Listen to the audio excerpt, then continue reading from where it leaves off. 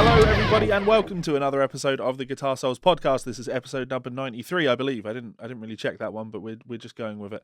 And of course, Mike is drinking coffee. I am one of your hosts, Mr. Levi Clay, and I'm here with my good friend, Mr. Mike McLaughlin. How is it going, bud? Groundhog Day. That's how it's going. I'm sure you're the same. Up, down, left, right, just continually getting on with it. Laughing considerably at the Wall Street bets situation. I don't know if you've seen this. I have, and this will. I think this is probably going to come up in our main story today, just a little bit, because I have some opinions, obviously. But I've certainly, I say I've been watching and I've been following it. A little bit of me getting a bit jealous. Definitely part of me getting jealous. Because I know a lot of people have made a lot of fucking money. Yeah, I mean, I'm more jealous, not about having made money, I'm sure that would have been nice, but the fact that two hedge funds have both closed, billionaire hedge funds have both closed for the lulls. Yeah. Like, I'm not going to come onto the potential downside of that until we do the thing later, but there's definitely like another side to that, which will make you go, huh, I hadn't really thought about that. No, of course it's dangerous and it's gambling, but... Yes, we'll get into it when we get to it. Anyway, that's been the most exciting thing, I think, for me in the last couple of weeks. What about yourself? I don't really have anything to tell you. I'm quite boring. It's definitely been a stressful week. The show today, pain in the ass, went to boot my computer up today. It wouldn't boot up.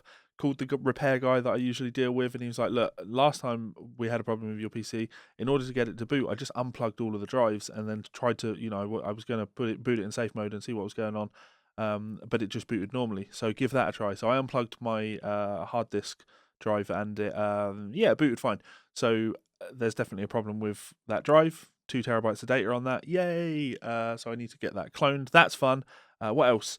How's this for a shitter? This is the epitome of shitter. So I got paid. Isn't getting paid nice? Isn't getting your wages nice? When it's the right amount and on time. Well, and I'm guessing something's not right here. Exactly. Yeah. So I got paid, and I was like, fucking yes. Book money, yes. I can finally afford to pay my lawyers, yes. My life is great again. And I looked at it and I was like, and it's a decent amount, yes. So I had to, in my mind, I was planning for the next couple of months and how I'm gonna, navigate getting through all of those. So I spent all the money in my mind, and then I got an email, a message from Joseph going, dude, I'm so sorry, I don't know how this has happened, but we've overpaid you. And I'm like, I was having a great day, and then it all fell apart. So that's fun. That was I was having the best day of my life, and then the worst day. It was nice, and terrible at the same time. Oh man, I know. I'm sorry. I know. I thought everything's going to be fine. Yay! It's a kick in the stones. But, yeah, that is a kick in the stones. Yeah.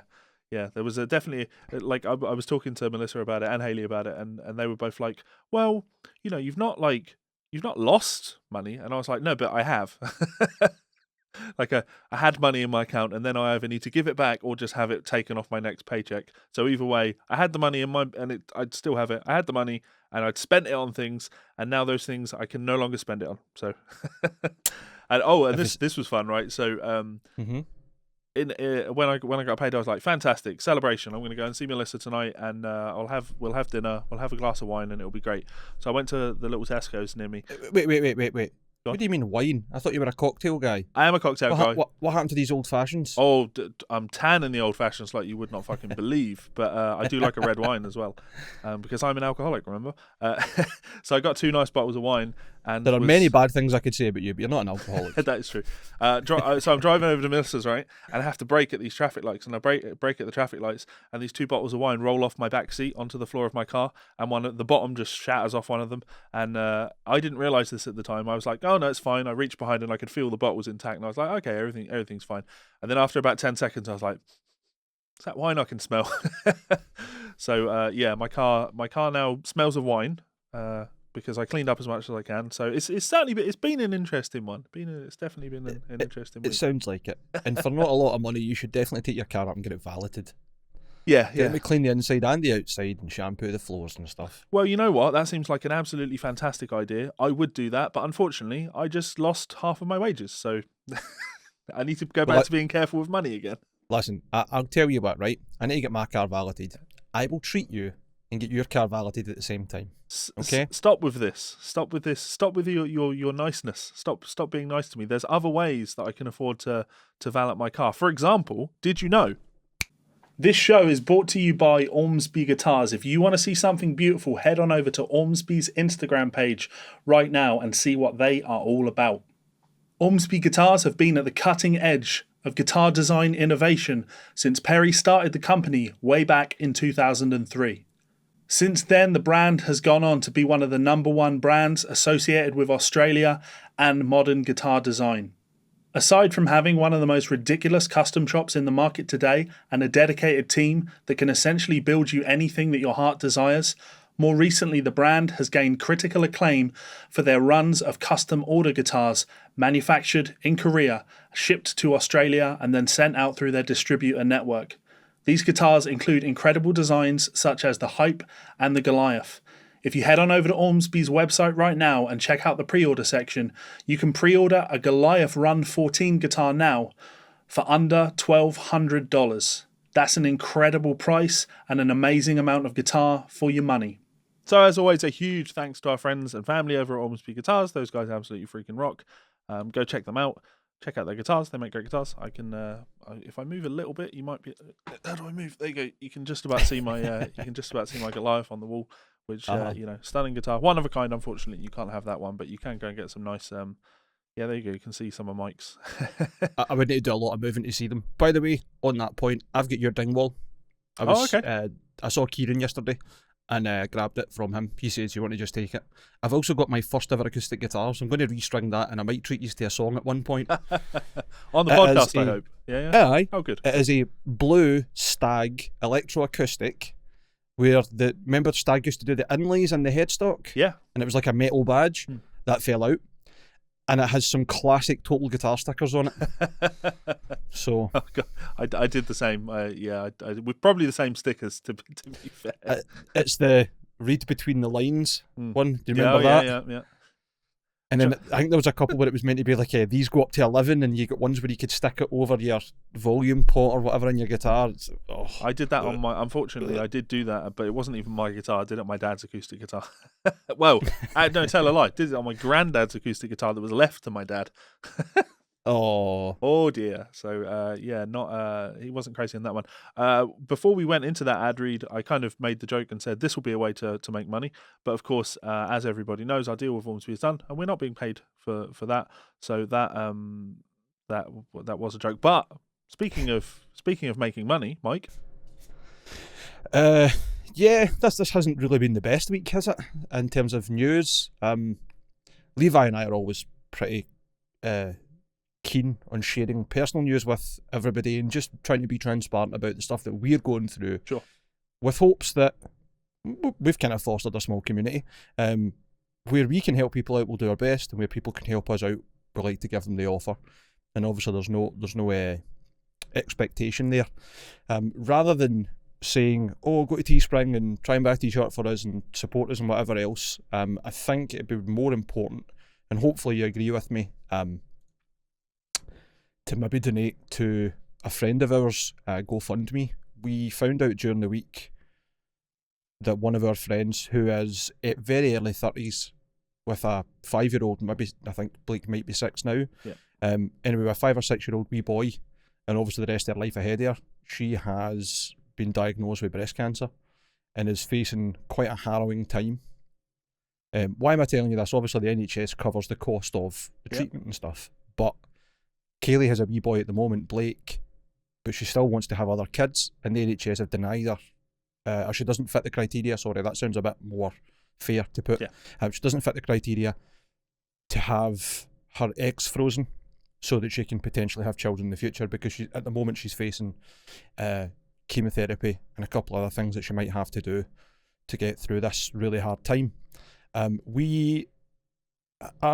would definitely say that I think we are really blessed. We are a really good friend group round here, and one of the friends, or one of Kaylee's closer friends, set up a GoFundMe, and the target was $4,000 so that they could get the deposit to put the money forward for Kaylee to freeze her eggs through the NHS or privately, I'm not sure, but essentially so that they can get the ball rolling before she has to go through chemo and try and help her out. and our close friends and family and other extended people have smashed the target in 3 days. They originally were asking for about $4,000 because that was the deposit needed, but you're looking at about $10,000, I think, all in for the storage. Anyway, I know I'm rambling. Sorry, it's a bit of a horrible subject. My brain's still trying to work it out. I think it's just one of those things that like you don't need to go into a whole lot of detail. Like I'm going to post the link in the description. I'll post the link up on our Facebook page, etc. The story's there. Go and read it. And yeah, like as Mike said, an old friend. Whilst that was on, I did share some pictures of me and Kaylee from back when the Hellcat album came out. We made some promo shots for some of the merchandise. So I remember that. Yeah. So yeah. Do go and check it out. And if you have a few spare pennies, then by all means contribute. It's always a help, you know. And I think that's the wonderful thing about the internet. And we'll come on again. This goes back to the Robin Hood situation, the GameStop thing. The internet is a powerful place, you know, and there are a lot of people out there that can do a lot of good. So of course, like I wouldn't really be still having ends meet the way I am, especially going through my situation with Haley. Like without my Patreon page, without essentially the kindness of strangers, I wouldn't be doing what I'm doing. And there are a lot of people out there that can do a lot of good things, and we work best when we work together as a group. So yes, makes sense. Especially in bad times at the moment, I'm all for, and I'll say it again, fostering a community. We've been really lucky with a lot of people reach out and talk to us about personal issues, and we've done the same with them. And yeah, if anybody wants to and can help, it would be greatly appreciated. Cool. Kaylee has had the target smashed so far, but every penny helps, and it means that it's a way less stress on her going into a very stressful time. Absolutely. So thanks for listening. Sorry for rambling. And thanks again for even bothering considering. Mike McLaughlin being a good cunt again. I'm trying, man. It's been a really hard few years, and last year I wasn't as good or solid a person as I could be because of everything that was going on with me personally, and I'm trying to get back to just being myself. Yeah. Because I don't think anything accentuates how good it feels to be nice to people and help them out than being locked away from all your friends for the best part of a year. So it's nice to see them smile or even get like a wee thank you message or whatever, because all these wee things that you would do, and I don't mean that as in like every action you have is because you want the thanks or praise, but when you like think back to a couple of years ago, you would go to the pub and you'd be like buying your friends a drink or whatever, and it's just small things because you care about them. It's small acts of kindness, and all of that's kind of gone at the moment. Sure. Yeah. So, and if you think of all of those drinks that you haven't bought for your friends over the last year, you know, you've probably got enough that you can do some good and buy a present for a friend, like Mike getting me that wonderful Mulan book. You know, be thoughtful, be kind, be good-hearted, generous people. Should we read some fan mail? Yes, let's do it. Some good, generous, good-hearted people indeed. What a great segue. There's a name I recognise. Yeah. Strange Wings 77. Funnily enough, one of the winners that won the Guitar Souls merch, I believe.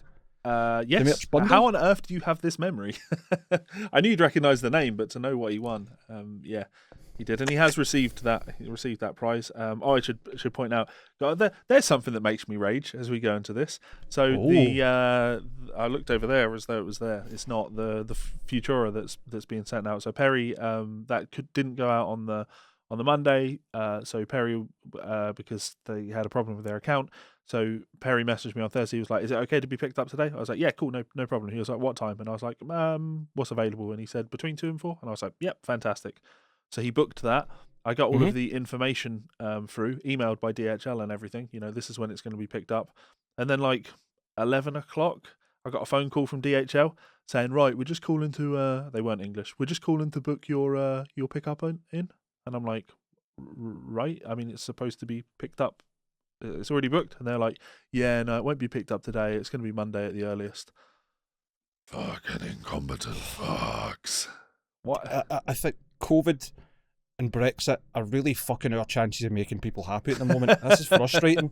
Yeah. After trying to be nice in that last conversation, we're now getting stuck. But another wee kudos to Perry. I mean, to be fair, man, they've took 2 weeks off because they never got a Christmas holiday. Perry genuinely hasn't stopped posting on that fucking group page for the company. And he's going out his way to try and sort out the postage. Yeah. So, yeah. So this story from Strange Rings is exactly that. It is a story of meeting the greatest rock star, or the nicest rock star in the world. I'll let you power through this because there's no real reason to interject, but I thought it was a cool story to share, and then I thought maybe we could share the coolest rock star that we've met, or the coolest famous person we've met, and a wee story. And then, of course, we'd love it if our viewers could send in similar stories to the email address GsolesFanMail@gmail.com. Get those fan mails in. So let me just read Strange Wing 77 story. So thought I would tell you guys about the time I met the nicest rock star in the world, Mr. Reb Beach.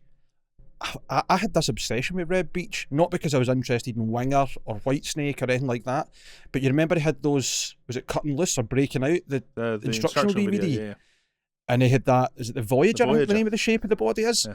I remember the Koa top one, and I remember seeing him doing those crazy, like, fast tapping licks where he was just running scales and whatever else, and I'm like, he's fucking good, man. Like, back in the discovering all these strange shredder days, it was like, he was one of the ones where I was like totally astounded, and there was Rob Marcello as well. You remember Rob Marcello? Yeah. There's a really good video of him playing on a stage. I think it must be at like a trade show or something, and he's playing a couple of neoclassical songs. I think one of them's called like Old School or something like that. And anyway, I'm getting distracted. Yeah, I was going to say, I feel like I'll probably post a wee clip in of like 2 minutes ago where I said, so we'll just power through this story. No reason to interject. I'll continue. One sentence in. Anyway, and I'm just going into this saying that I already have great respect for Reb Beach, and I have the impression that he's fucking cool as anything. Yeah. Anyway, it was around 1994 to 1995, and I was in high school. Grunge ruled the airwaves, and Beavis and Butthead told everyone that Winger sucked. I was heavily into the grunge scene, but unlike some, I never got over my love of hair bands, and Reb was one of my idols. My guitar teacher, who was close friends with Reb, told us that Reb was selling off some of his old gear. He lived fairly close to us, so my friend got in contact with him and decided to buy his old touring wireless system. So my friend, myself, and another friend headed to his house, and after sitting at the longest red light in America, we got there. We rang the doorbell, and Reb answers. He invites us in, and the first thing that the other friend says is, "Where's your pisser?" I couldn't believe it. I'm meeting someone famous, one of my idols, and the first thing he asks is for the bathroom. Reb didn't care and directed him to it. So then we head out to his garage that had been converted into a studio and practice space. We walked out, and there was tons of guitars, amps, and recording equipment. I'm in awe. My friend, the same one that asked for the pisser, and also a musician, notices not the equipment but the USS Enterprise and blurts out, "Whoa, he's a Trekkie." Reb shows my friend the wireless. To demonstrate how good it is, he opens the garage and proceeds to walk down his driveway and down the road while playing. He comes back, and we ask if he could show us the solo to 17. He blows through it, and he asks if he could slow it down so I can see his fingers moving. Reb mentions he's also selling a Laney head. I was looking for something, so I ask him about it, and he says, "Here, check it out." He plays some stuff through it and says it's okay, but not this, and then he plugs into his sewer modded Marshall and hands me his original sewer guitar and says, "Play something." Fucking hell. Yeah. Holy crap, what to do now? Okay, just chug on an E and you'll get through this. So that's what I did, and it sounded awesome. The Laney was okay too. So we left, and being a broke-ass high school student, I asked my parents for the money to buy the amp. They said no. So I don't own a used Reb Beach amp. Reb was just so nice and normal. Didn't treat us like kids, just a genuinely nice guy. It felt like I was hanging out with someone I'd known for years. I can't believe I, like a dumbass, lost his phone number. Jim. That's gotten Jim. Yeah. If anyone knows Reb, please reach out and get Jimmy's telephone number. That would be another surprise prize that we could supply. Like Oprah, look under your seat. It's a phone number. And you got a phone number. And you got a phone number. Everybody gets phone numbers. Exactly. Yeah. That's a cool story, man. I always got the impression that Reb was fairly down to earth. Yeah. But that's cool, man. That's really, really cool. Especially like the, just come and see my shit. Like, you want to play with this? That's cool. I've got this as well. Yeah. Like, yeah. Badass, man. I'll share a story, right? So I don't think I've ever told this story. Certainly not on the show. Mine would be Mike Stern.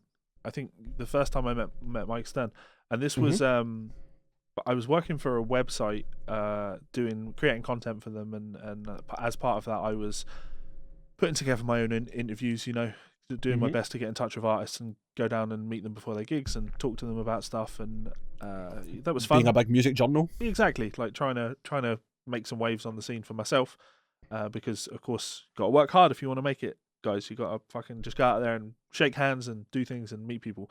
So I booked in with Mike Stern. He had a clinic it was in Acton, and I was heading down to that to watch that, and then I was going to get half an hour to sit and talk with Mike, interview Mike, which I was very excited about. Of course, man. It's not it's not like you're going to be sitting there all night drinking, but half an hour's a lot of time to have a conversation if you know what you want to ask. Absolutely. So yeah, I thought that was super cool, and I was really excited. So I went down and watched this clinic, and then afterwards, when I was supposed to be doing my interview, the school that had put on the event took Mike and said that they were going to interview him. And I'm like, you're just eating into my time here, eating into my time. And he had a gig that night, so I knew that I was going to be shit out of luck if I didn't get this opportunity. So, you know, it was fine. I still got to see the clinic, and that was great, and had a wee conversation with Mike. And then when he'd finished that interview, I went over to him and I said, hey, Mike, thanks so much for agreeing to have me down. Sorry we couldn't, you know, find time to do it, but, you know, I'll catch you at the gig tonight. Looking forward to it. And, you know, thanks again type thing. And then he turned around and said, well, where are you going now? And I was like, I'm just hanging around town until the gig. And he was like, well, I've got to get in a cab and go to my hotel. It's on the other side of London. It's probably going to take about an hour to get there. Maybe you could hop in the cab with me and we could do the interview in the cab. And I was like, this sounds absolutely fantastic. Yes, please, let's do this.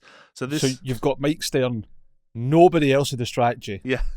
Complete undivided attention, and he's invited you to come and chill out in his fucking taxi. Yeah. Before you know it, you're in the hotel room playing his guitar. Exactly. So London traffic meant that cab ride took a lot longer than it probably should have. And I got to sit and talk to Mike Stern about all things music. And I've met Mike several times since. Mike's always been a great guy. In fact, there was that time when my YouTube channel got deleted because of Mike's asshole manager and Frank Gambale's asshole manager. And eventually, after whinging about it enough online, I got put in touch with Mike, and Mike phoned me. We had a phone call where we sat, and you know, he talked business. He talked I'll get this sorted for you. And then, much like Kiko, when I first had my conversations with Kiko, Mike was just interested in me and interested in talking music. And I've heard this actually from several people about Mike Stern. Like Mike, he's of that generation, you know, where he likes a phone call. He's happy to just sit and talk to you on the phone about stuff, because it's cool talking music type thing. So yeah, we talked for, I don't know, probably 40 minutes on the phone that time. So yeah, I've met Mike on lots of occasions, but that first time just showed me what a kind of cool guy he was. He'd done a clinic, he was tired, he was heading off back to his hotel before he had to do a gig, but he still had time to bring me into the taxi and talk music, and that's nerdy, and I like that. So Mike Stern, it was really cool meeting Mike. You? How about you? That's a really cool reaffirmation of how cool he was, is the fact that he phoned you about something that was serious and was a problem, and the two of you ended up just having a 40-minute conversation on top of that about just music. Yeah. Like, that's cool as fuck. I don't know, man. I feel as if playing in a band that has been unbelievably lucky enough to share the stage with a lot of bands that I'm interested in has blurred the lines for me when it comes to meeting famous musicians. Sure. Because there's a lot of musicians in this I don't want to say genre, but like of the death metal variety, etc., that like are normal people. Like, yeah, you could walk past them in the street, but when you meet them in context, it's like, holy shit. I'll tell you a better story than that. Okay. When I was younger, I must have been about, I want to say 16 or 17. I went to see Paul Gilbert in Glasgow at a masterclass clinic, which was in the Ramada Jarvis, and I think it was in Ingram Street, so central Glasgow, in a hotel, in one of their rooms. And Kieran had a video camera Mum and Dad had got him for Christmas, so I took that with me and I filmed the full thing. Nice. Because I was fucking obsessed with Paul Gilbert at this time. And this was round about when he was like doing the clinic, and then he would play Viking Kong, he would play Two Become One, and sing that, and then play the Sweet Leaf riff in the middle, and then the Stairway to Heaven solo over the top of that. So he was calling it Three Become One, and a couple other things. Anyway, it was like a really, really cool fucking masterclass, and he was taking questions and he was just playing other stuff and whatever else. And it was around about the same time where he had like programmed in that crazy sweep to, it must be like a looper pedal or whatever, and he was like, he was playing Bliss from Burning Organ. Sure. And you know how there's that big crazy sweep in the solo where he lifts his guitar up to his mouth and does it, and everybody was pure impressed. And it came to the questions, and somebody's like, how did you do that? And he's like, I mean, that's quite impressive, sweeping with your teeth, but how about sweeping with your ass? And takes the guitar off and puts it on his back, and then starts like basically rubbing it up and down his arse and presses the pedal, and it makes a sweeping noise. And they was just laughing and whatever else. And it was fucking stupid. And it was like the first time I'd ever been to any sort of master class or anything like that. So wrapped up and whatever else, and he was like at the very end, he was doing meet and greets. Everybody could come up, say hello, have a quick chat, get a picture signed, and you were away. It was sponsored by Merchant City Music, and I think Laney also sponsored it, if I remember correctly, alongside Ibanez. For anyone that doesn't know, Laney and Ibanez are distributed by the same company in the UK, Headstock. Yep. A couple other brands as well, DiMarzio, Mapex, I think, or Tama maybe. But anyway, it doesn't matter. Just me going off track. Yeah. Anyway, it comes to meeting Paul Gilbert, and I didn't realise he was a big, giant, tall motherfucker. Very tall. And he's dead nice, and he's also mostly deaf. So there's me, a young Mike, long hair, budding mosher, more eccentric and hyper than you can imagine when I was younger. Straight up to Paul Gilbert, like, oh, I'm so excited, it's really nice to meet you. And he was just like, yeah, okay. And like, he must have just been not intimidated, but just put off with the fact that I was like 100% right away. And I said something along the lines of like, oh man, I'm so excited I could just kiss you or whatever. And he just looked at me, and then the security guy just looked at me, and I was like, I was only kidding. Please don't do it. Don't do anything. And I was like, oh, my fucking fanny, man. I've been an arse myself in front of Paul Gilbert. What a fucking dick. And I just kind of calmed myself down and walked away. So that was the time I really embarrassed myself. In front of Paul Gilbert. I'm sure he gets that a fair amount, a fair old amount. Oh, no doubt, man. No doubt. But that was really cool. He was dead nice. He was a great personality. The deafness thing is really funny because he's like really deaf in one ear. Aye. From those fucking 700 4x12s that he had behind them. My talking of interviewing people, because I've interviewed Paul. Sorry. You've interviewed everybody. I've interviewed everybody, but except me. Paul was the first interview I did for Guitar Interactive magazine, and it was because their guy had pulled out. So it was like very last minute. I got a phone call from. I'd been working for them for a while, but never like on camera stuff. And I got a phone call from Kim saying, "Hey, we need somebody to interview Paul Gilbert this afternoon. Can you do it?" And I was like, you could not pick a better person. I will interview Paul Gilbert, yes. And I can ask all the questions that people actually want to fucking hear because I'm a fan. No. You're going to ask all the questions that you want to hear because you've been sitting on that Racer X forum for most of your life. Exactly. Well, you know what? Just another quick demonstration. Sorry to interrupt. No, sure. I know that you're obviously a mega Paul Gilbert Racer X fan. My username, still to this day, not that I go on the website, but I still have a login to Ultimate Guitar, was Pablo Gilberto. That was my username. Yeah, still super fans. The reason I kind of threw this little story in there is for some reason when we sat down to do this interview, I was put on his deaf side. So for this entire interview, I'm trying to talk to Paul and ask him all of these questions, and he's just like just constantly having to ask, what? Sorry, what was that? I really can't make out what it is that you're saying there. And I can imagine because he's dead polite as well. Yeah. It's fairly soft spoken. I can imagine just being like, "I'm really sorry, Levi. Could you just say that again?" Yeah. So that's cool. Like Paul Gilbert. Okay, cool. So thank you very much for the story, Strange Wings. And as I say, fans, friends, people watching the show, send us your fan mail. Send us your stories of meeting famous people to GsolesFanMail@gmail.com. Always love to hear it. I think it's fucking really cool. As a total besides, a friend of mine's now that I met down in Bristol. Was it Bristol? I don't think it was Bristol. I feel like that detail's not important. It kind of is and it isn't. It was Bristol because it was at the Griffin. Jake. Hi, Jake. Before I'd even spoke to him or been introduced to him, we talk a lot on Facebook at the moment, he just shouted like something like, you guitar hole or whatever, and I was totally taken aback. So it's not quite a taste of what actual famous people get, but it's interesting. Actually, I get way more of people being really excited about the fact that I'm Scottish and I might know K-Mac, and the minute I mention I'm like family, it just becomes a fucking mind shake. Yeah. Anyway, we'll move on. I'm sorry.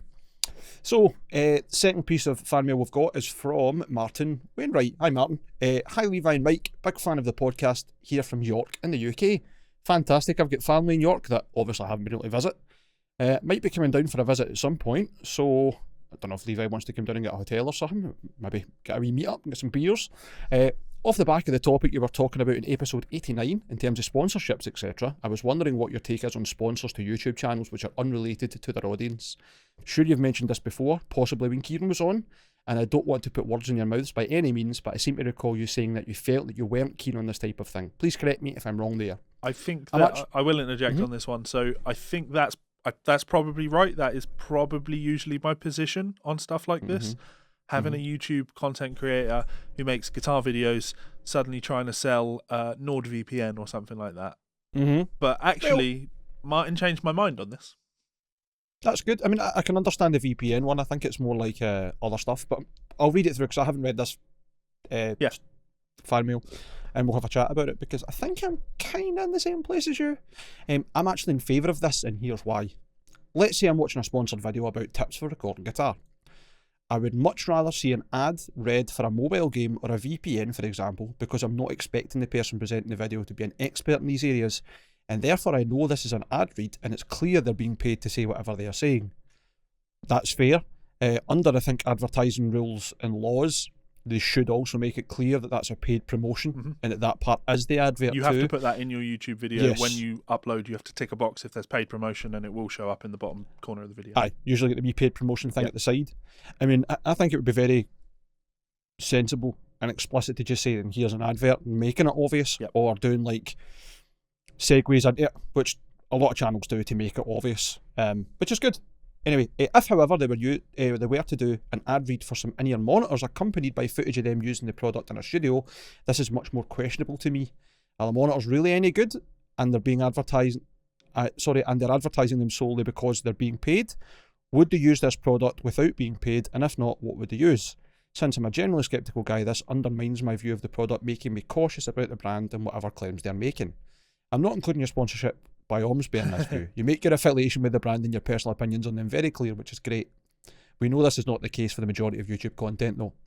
I'd love to get your thoughts on this, and sorry for the lengthy email. Hope you're both well and that the podcast goes from strength to strength, as I really enjoy it. Thanks very much, Martin. That's really kind. And it's a really good point. Also, not that long an email. Exactly what we're looking for. Hearty content that we can talk about. I think it's possibly a grey area.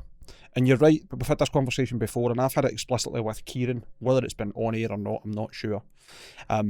Kieran's position on a lot of the advertising offers that he gets, given that his channel is coming up on 1 million subscribers, which is fucking bizarre.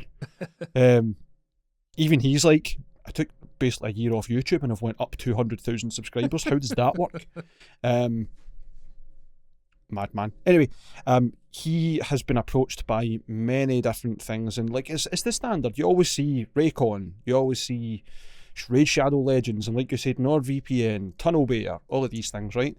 I totally agree with your point that if it's on a topic that's completely separate to the channel or the topic of the video, it definitely draws a clear line that I'm not an expert in this field, but this is the promotional part, and it's good. It gives you a good bit of separation. But I understand that Kieran's view, and I think it would probably be the same for us, unless we were going down a full monetization route, which we've never spoke about, is that I think it's a bit shilly to be doing content about music and music business and whatever else in the music industry, and then try to be selling you like a VPN or a fucking mobile game or whatever, because it is unrelated to the content. And Raid Shadow Legends is especially bad for it. Their scripts, which I think is the big problem here, it definitely make it out as if the paid promotional sentences are made out to be personal experience and personal opinions, and I'm not for that. They've changed that now. Now when you do a Raid advert, you come up with whatever it is you want to say, whereas there was definitely a point where you had to read a script, and that script included personal opinion. So Oh, absolutely. It might even have been KDH that done it. There was a video where it was like comparing the exact sentences, and people like Stevie T was saying, this is like I can't believe the graphics of this game, and then fucking Glenn Fricker done the same thing and whatever else. I never thought I'd get this level of performance out of a mobile game. That kind of shit. I like insipid, clear shilling. And again, I'm not against the idea of people making money to promote their content, to give better content, to reinvest in their business, to bring in other viewers, whatever else, right? Like, we talk about it all the time. Music business is all about being clever with money and having good streams of revenue and whatever else. But me personally, I wouldn't want us to advertise things that I don't know enough about, because I totally agree with what you're saying in terms of we're not the expert, and therefore you're getting a chance to look at this. There's no blurred lines. Yeah. But I also think not being an expert, I wouldn't, or not having any hands-on experience is probably a better way to put it. Yeah. Not being well enough experienced and versed with either that product or its competitors. Sure. That I wouldn't want to sell it as the best or the worst or whatever. Yeah. Like, I think the difference it's a real grey area, isn't it? It's just when you're putting your own personal endorsement on a product. I like thinking about it. When I did my video on Stevie T, like I ripped into the advertising of the Raid Shadow Legends thing in there. And a lot of the commenters in that missed the point. They said, you have a problem with people making money. People need to make money, and why can't people advertise in order to make money? It's like, I have no issue with people putting adverts in videos to make money. I have no issue with sponsored deals, nothing like that, because of course people should be able to make money, and I respect people that can go out and hustle and make their money like that. That's good. The problem with Stevie T was the personal endorsement that he put on the product when you know he doesn't use the product. He did it because, well, it wasn't even a personal endorsement. He was just reading a script, and there's no amount of money that you could pay me that would force me to read a script, and in that script you'd written my opinions. Like that just would not ever work for me. It's not often I change my mind, right? And I haven't really changed my mind on this, but Martin has totally made some fair points, which actually I think what we should be focusing on here is, what would you rather see advertised? What do you think Kieran would be better advertising? I think Kieran advertising Raycon earbuds would actually probably be better than Kieran advertising like the bias amp thing, whatever the thing is that they do. Just because I don't think there's going to be no confusion between an ad, for earbuds versus something that you might think that the person is genuinely endorsing as I love this product. Because you talk about like us going full monetization on this podcast. If we reached a certain level of viewership on this, we couldn't monetize it easily, and you'd just have another company do it on your behalf. So we would send them the podcast, and it would get uploaded to all of the social feeds, and there would be ad breaks in the show. Now we wouldn't be deciding what those ads are or where those ads were put in the show, etc. I think if you did that, nobody would be confused that we're endorsing the things that are advertising. In the same way that we don't have ads on the show, but on my usual YouTube videos, like there will be ad breaks in the video. I don't put those in. YouTube just automatically puts those in. I'm not endorsing the things that are being advertised.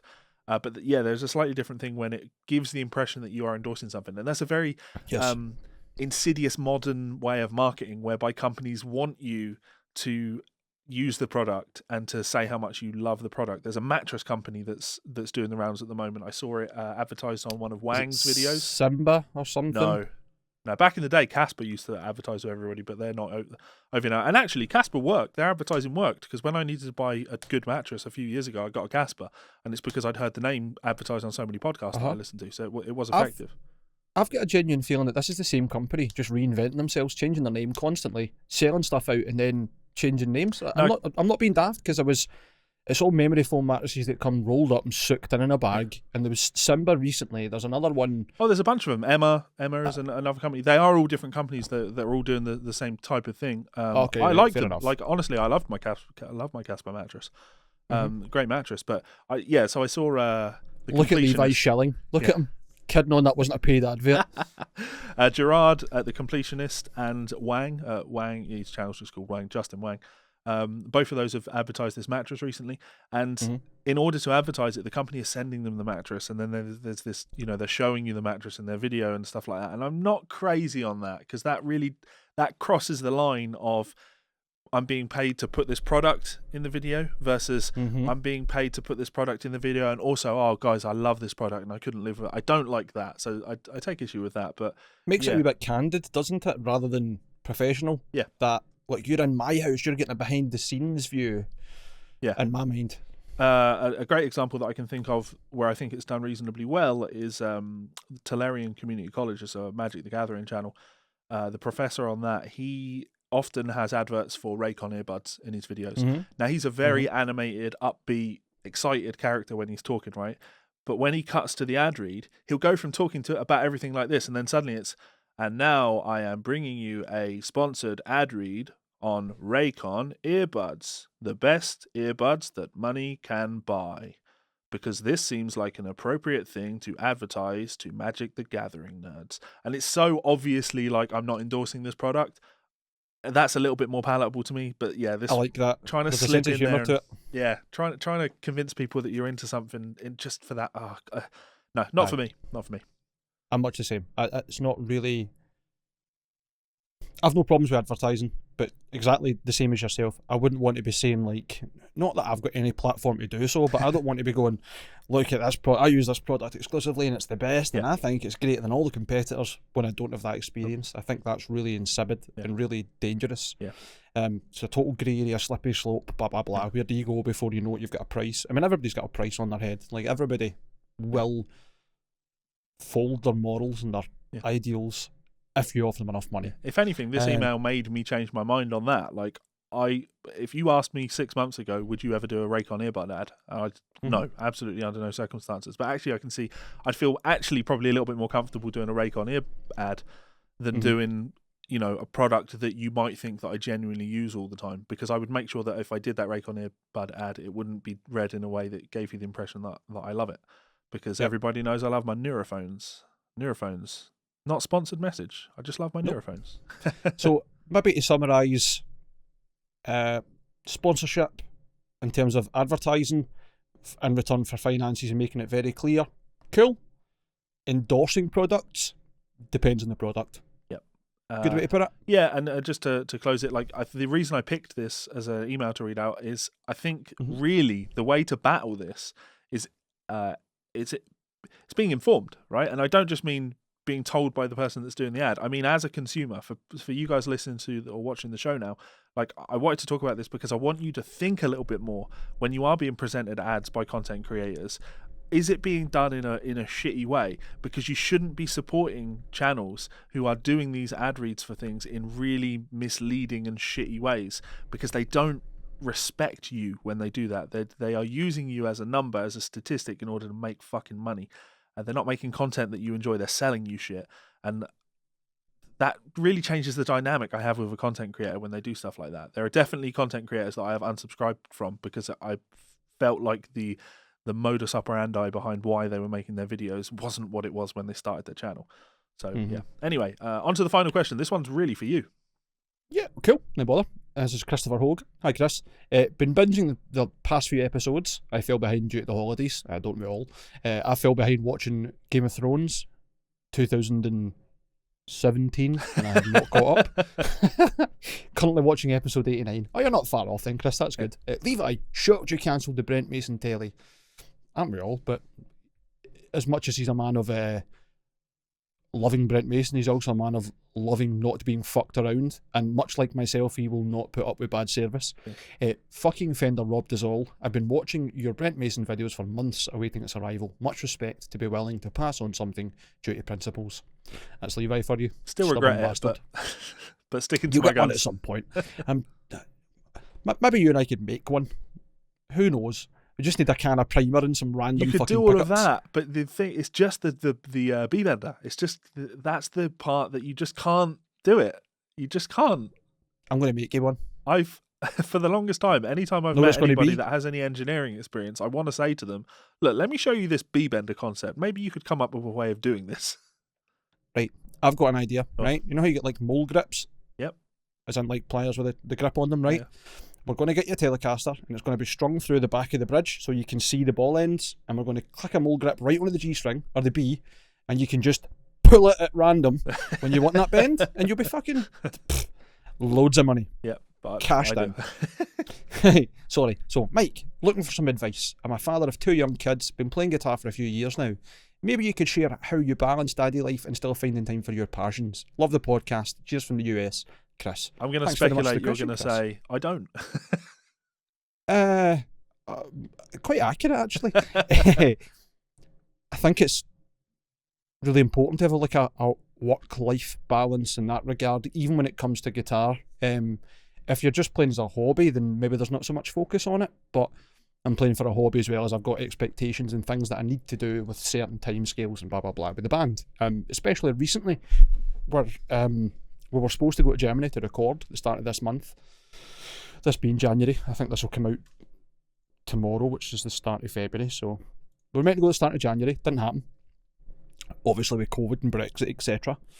And we've been learning new tracks. So essentially nearly a full year outside the studio, so not really jamming together, but still trying to learn new stuff and practice and whatever else. So that right away kind of feeds into what you're asking. How do you balance that?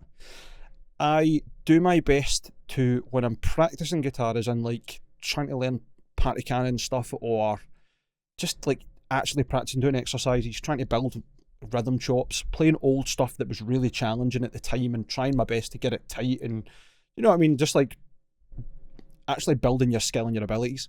I try and do that when the wee man's in bed, or if I've got a day off and he's at school or whatever else. I do get a bit more free time than traditional parents, is maybe a way to put it, because I'm a step parent. Finley sees his dad over the weekends, and sometimes he goes for sleepovers during the week to his dad or his grands or whatever. So I do get the occasional night off.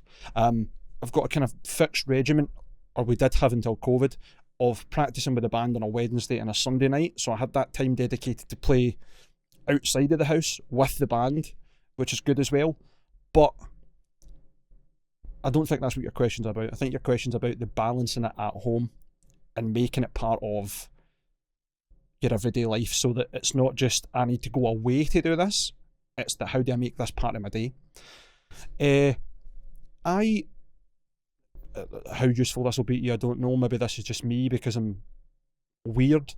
I try my best to play guitar when Finley's watching TV, as in I'll play along with things like Paw Patrol, or what else does he watch? Blazing the Monster Machines, and like, but a lot of these cartoons have got really good soundtracks. Like Blazing the Monster Machine sounds like all the tracks were written in it by someone who's very much into hair metal and shred, because it's all lead guitar, harmonised, cool, almost Brian May-ish. Yeah.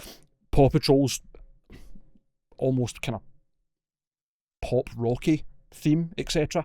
But see, just playing along with that, I have a laugh because I'm like, cool, weird, and I can get to work out the chord progressions for these songs. They're not hard, they're basic, whatever else. That was an interesting chord, whatever. But I think it also normalises the idea of music as an everyday thing for Finley. Yeah.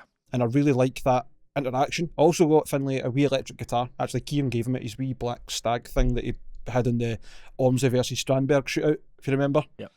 And I've also got my wee electric drum kit, and I take him into the studio sometimes when it's quiet or whatever, and he'll batter Martin's cymbal or something, you know what I mean?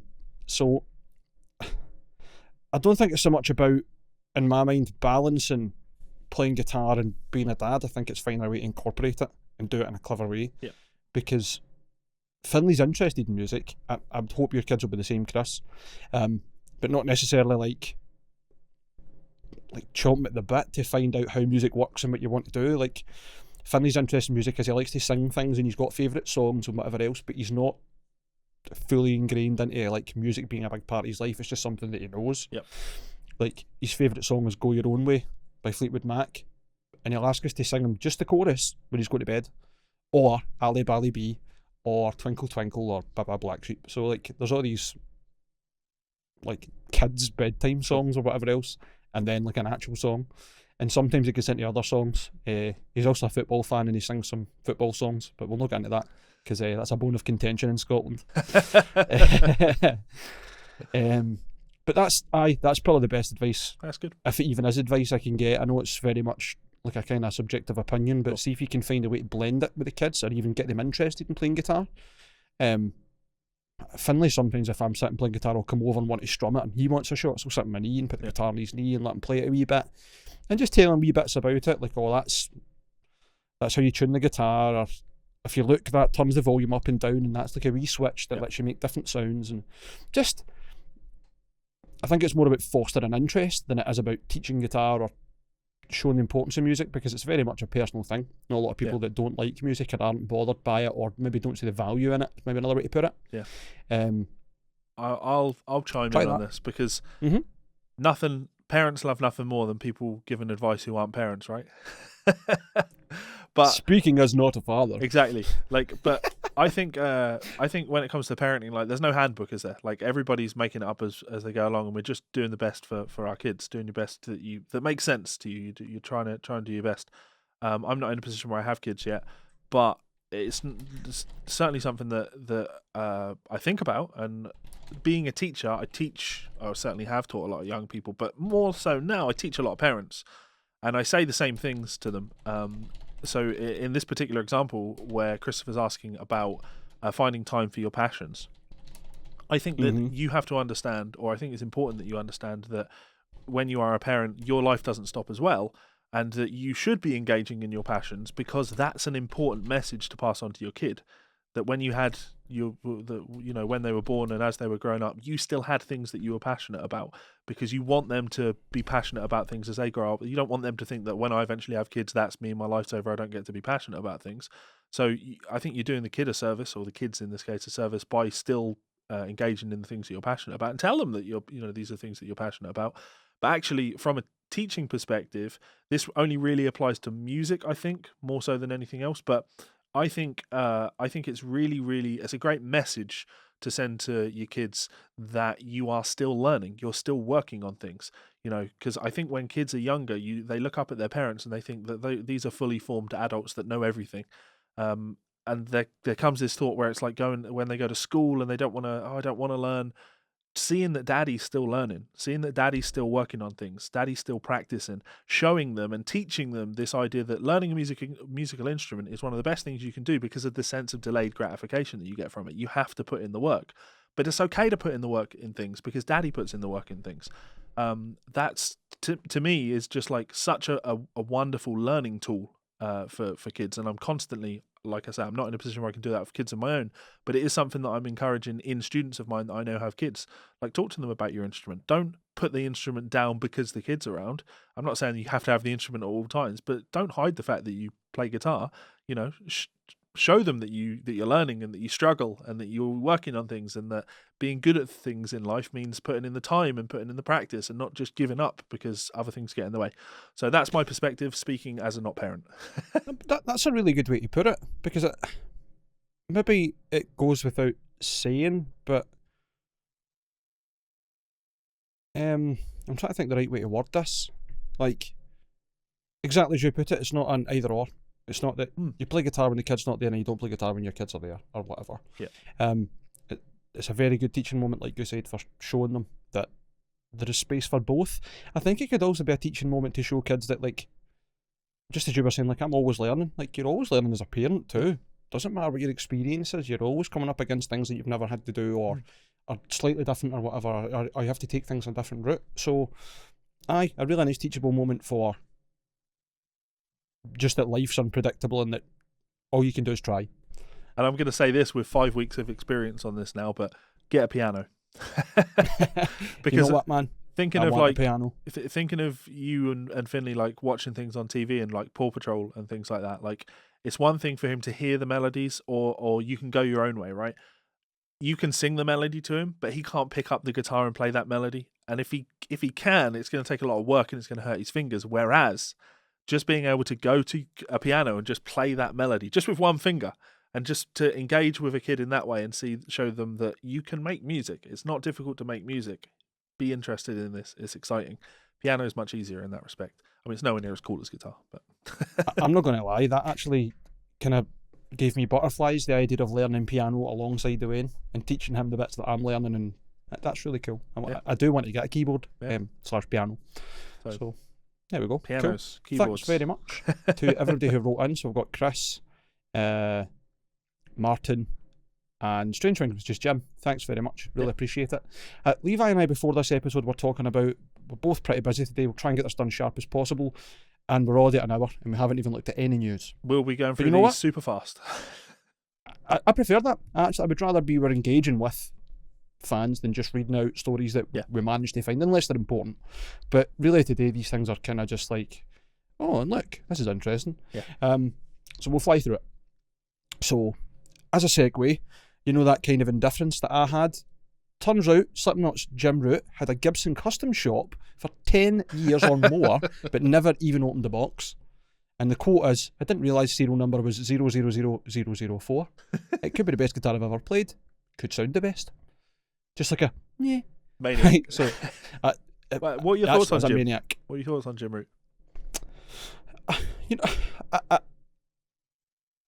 I'm not conflicted, but I think Jim is one of those guitarists that is held with great respect despite not really having anything that's like super pushed in terms of his actual content other than playing Slipknot and Stone Sour. Yep. You know what I mean? Like most of the time when you get these people that are made a big deal of, it's because they've got ripping solos or a solo album or whatever. Like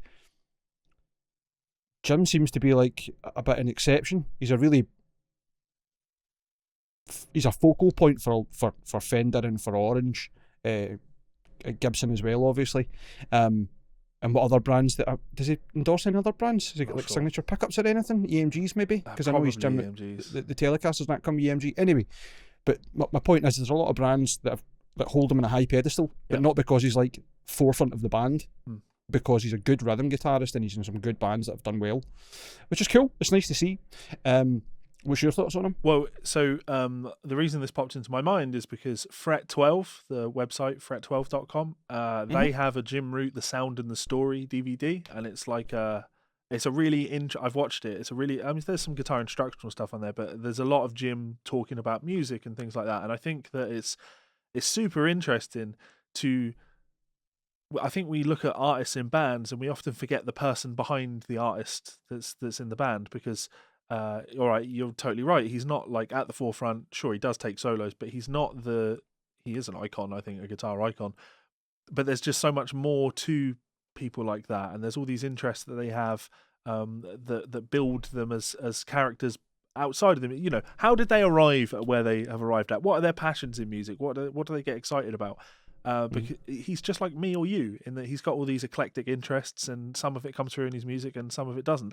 I found that really interesting to watch, because it reminded me that, all right, he plays in one of the biggest metal bands in the world, but he's a guy that's a nerd for music just like you and me.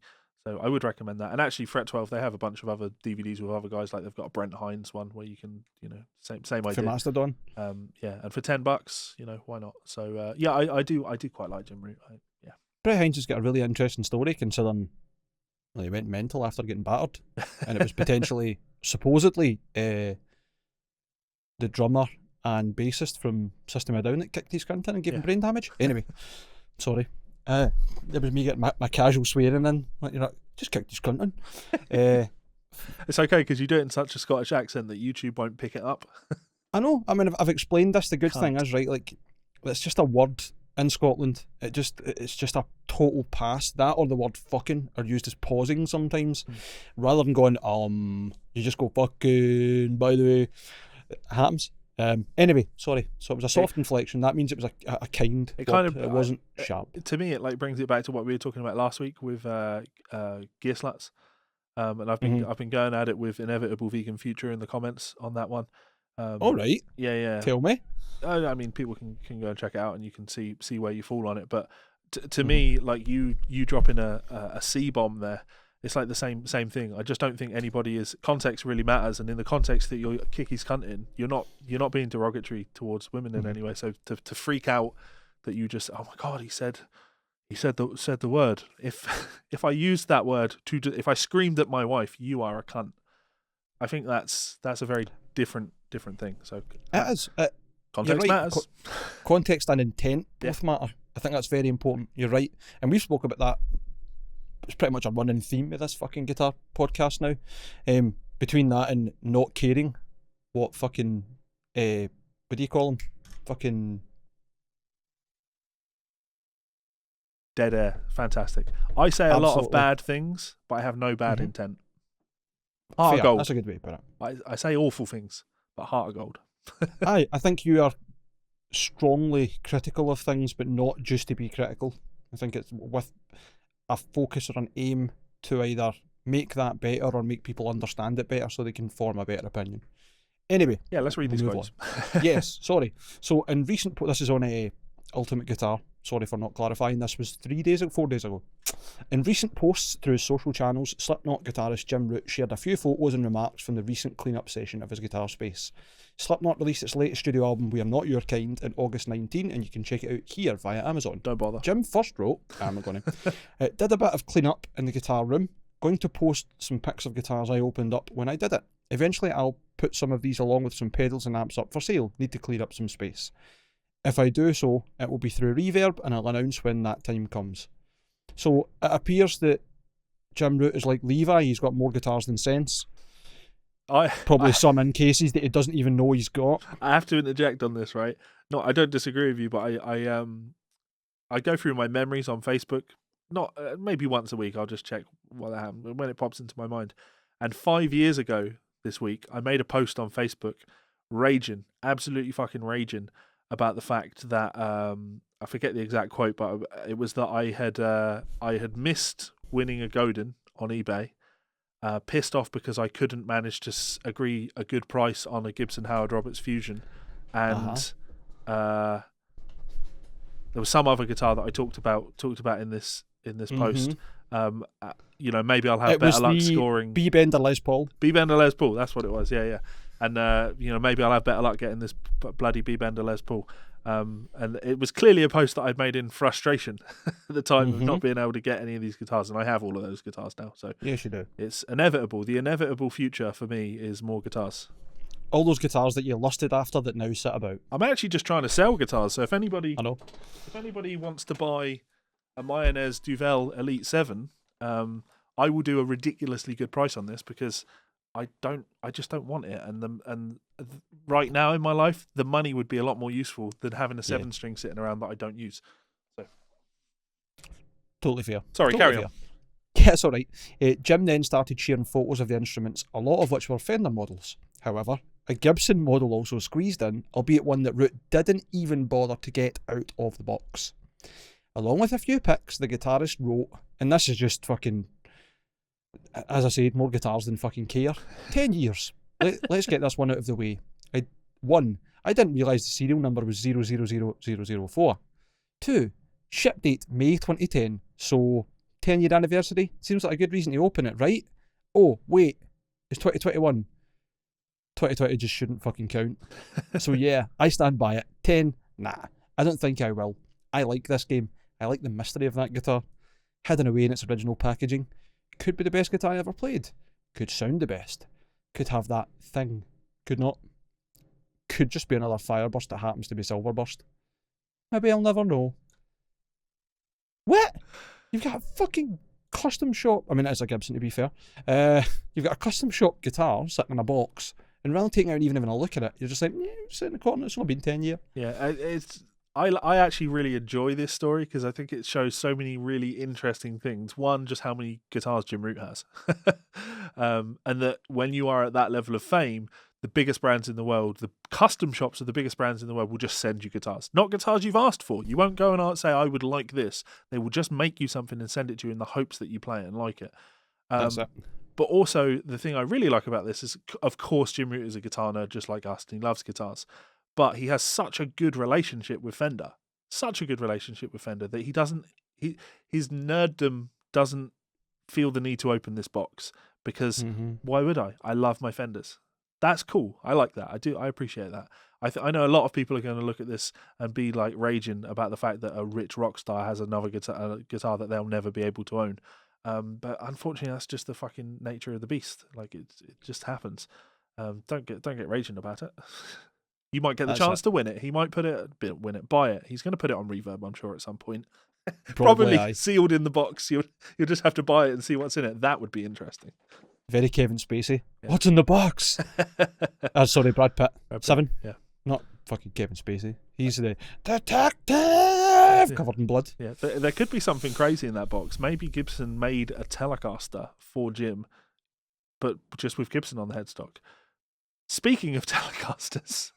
Maybe it's still got the headstock attached. I mean, that would be a real fucking rare one for Gibson. Anyway, yes, I like your segue. Fender Japan's new Miyavi signature model is one of the most radical Telecasters yet. This thing is fucking wild. When I sent you, I was like, I really don't know how I feel about this. Because it's so traditional, out there, smashed together. Did you watch the video of the guy playing it? No? Yeah. Did it sound good? It's a really interesting video, and I'd recommend people go and watch it. If you, if you look online for the Fender Miyavi signature, it's on Fender Japan's YouTube channel, and there's no English in the video, but there's a lot of playing. And the first half of it, I'm like, Jesus Christ, why has this person got a signature guitar? You play like absolute fucking shit.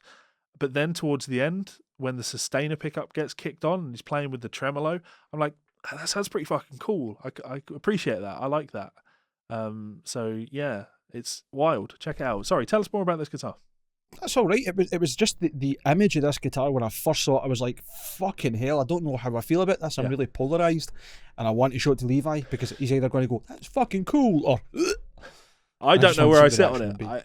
I'm the same, and I like.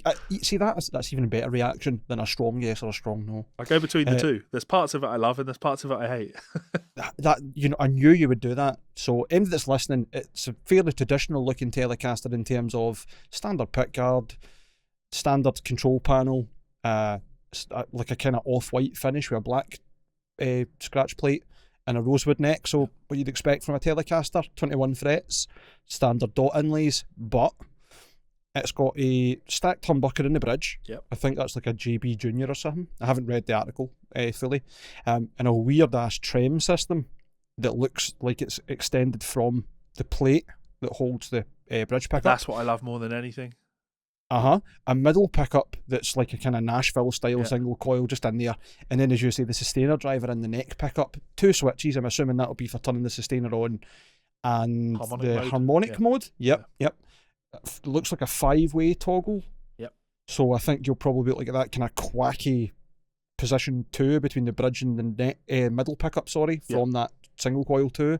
But this trem, I don't know how to feel about it, man. It's got those weird non-compensated brass saddles, so it's very traditional, but at the same time it's a trem. It would be so easy to make this guitar. If this was a guitar with just like a Wilkinson style trem on it, not interested. But the fact that they've tried to preserve the Telecaster bridge with that metal plate underneath it all, just massive amounts of respect to them for that. That is so fucking cool. I don't know, like, I'm sure it would be an inferior bridge to a traditional Wilkinson style bridge. I love a Telecaster because they're shit guitars. I love 3 saddle bridges because they never intonate quite right compared to a 6 saddle.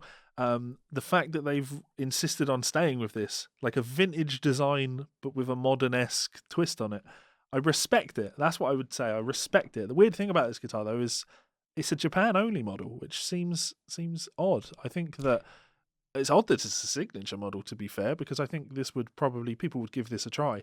I'd also point out the 2 switches on it for the Sustainiac pickup. They're in a strange place. You are absolutely going to smash those when you're playing.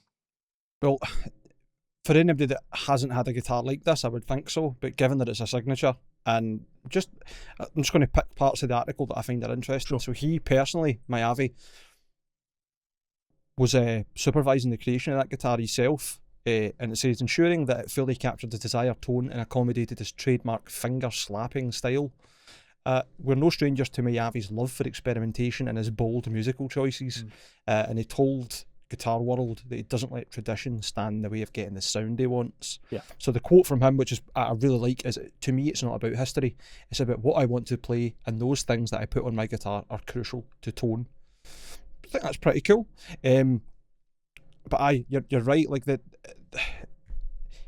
it would seem like if you saw this before you saw this article on eBay or Gumtree, you'd be like, there's no way that's a Fender, that's a fucking a mutt or a mongrel or a parts caster or whatever you want to call it, right? You'd be like, no way. But it is a little 59 the bridge, not a JB Junior, a pure vintage 65 grey bottom single coil Strat in the middle, and a sustainer driver in the neck. The switches, turn it on and off, and then switch between the fundamental harmonic or blend sustain voices. Yeah. That's going to be pretty fucking interesting. And then the trem is called a Maverick Super V, which comes with 3 brass saddles. And then, as they say, again, tradition goes out the window. And Mayavi says that whammy bar is crucial, and people say, why don't you play a Strat? And I'm like, yeah, I love Strats. Strats are sexier and like an all-round good guy, whereas a Tele is a bad guy, a rebel. Yes. It's cool. Yes, like, that's a great way of putting it. Really fucking cool guitar, and talking about it as in like a rebel, as in it goes against the grain. This Telecaster does that. I really, really like it. It reminds me a wee bit of that custom that I had that Kieran's got now. Remember the black top? Yeah. That had a Wilkinson trem on it. Yep. Not quite as cool as the Maverick Super V. That's a heavy guitar. It's got guitar. the bridge plate. It is, man. Like big solid bit of fucking mahogany. I hung that on my wall and the hanger pulled out of the wall. It's a great guitar. It's a Les Paul with a trem on it, but it's actually a Telecaster. Yeah. But you can get Telecaster sounds out of too. It's fucking bizarre. Anyway, I just thought it was a really interesting guitar, and I wanted to get your take on it. Yeah. For anybody that is listening, you should go and Google this guitar, Fender Japan Miyavi, which is Miyavi Telecaster, and let us know what you think about it, because I think this is probably one of the strangest but coolest signatures I've saw, but not because I like it, because it's different. I don't really know how to describe it. Yeah, Aye, it's uncanny valley. Like, this is a Telecaster, but it's also not. The thing I love most about this, and this is an ego thing, right? The thing I love is that they know me now as a Telecaster guy, and I'm always saying I'm a Telecaster guy. So obviously that message has constantly been put out there. But when something weird like this comes out, people send it to me, and they're like, "What do you think about this?" Like, my opinion on Telecasters matters. Because it does, because I'm not the king of Telecasters, but I love a Telecaster. Like, in my core, my very core, the Telly is me. And yeah, I'm so excited that new cool stuff like this is coming out. And I know that's kind of contradicts my point about what a Telecaster is and should be. Like, really, I don't want this. I'd rather have just a traditional Telecaster. Having said that, I did just pay £2,000 for a Brett Mason Telecaster, which never showed up. So, and that's quite a modern twist on the Telecaster. So who knows what the future holds. I probably won't be owning one of these, though. In fact, I'm 100% certain I won't be owning one of these. I might buy one of these for £500. I'm sure it costs a lot more than that, and I'm sure it's absolutely worth a lot more than that, but for me, no. Cool though, definitely appreciate it. Should we move on to our main story? Yes, let's do it. So you said something about who knows what the future holds. Yeah. The UK music industry outraged over licence fee costs for live-streamed events. So that headline, the first thing I thought was, fucking no chance. You can't provide any help to everybody in the music industry, and when they decide they're going to fucking get the finger out and do something for self-control and self-preservation, that you think you're entitled to a piece of the pie? Nah. But I'm also conflicted on it, because I think maybe I've got the wrong idea when I first read it. Yeah, there is a little bit more to it than that. Yeah. So I'll let you power for it. I thought the headline was fairly knee-jerk, and that's what I liked about it as well. So a PRS tariff on virtual events grossing less than £500 could make online performances, often raising money for struggling artists and technical staff, grind to a halt, critics say. Now, this is The Guardian, so it's a fairly reputable news source. Yeah. This is, I don't know if it really would count as an op-ed, an opinion piece. It's more about actually reporting what's going on and then giving a personal view on that. But anyway, the reason I'm bringing it up is it's not just coming from like a music website. This is like an actual news outlet, a reputable one at that.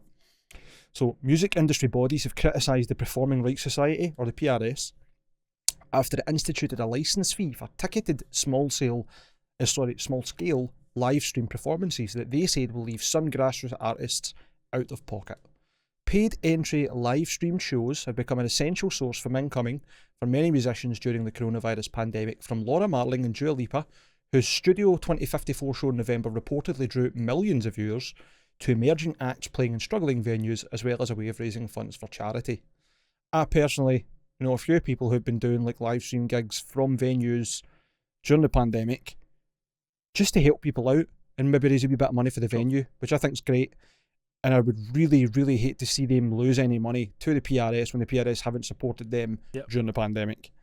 Or at least that's how it looks on the face of it. Anyway, it wouldn't be total besides. It wouldn't be down to PRS to support venues. Like, that's not how that works. No, they do the licensing, I get that, but at the same time, like, are they due to take any money for something that's not quite what they were designed for?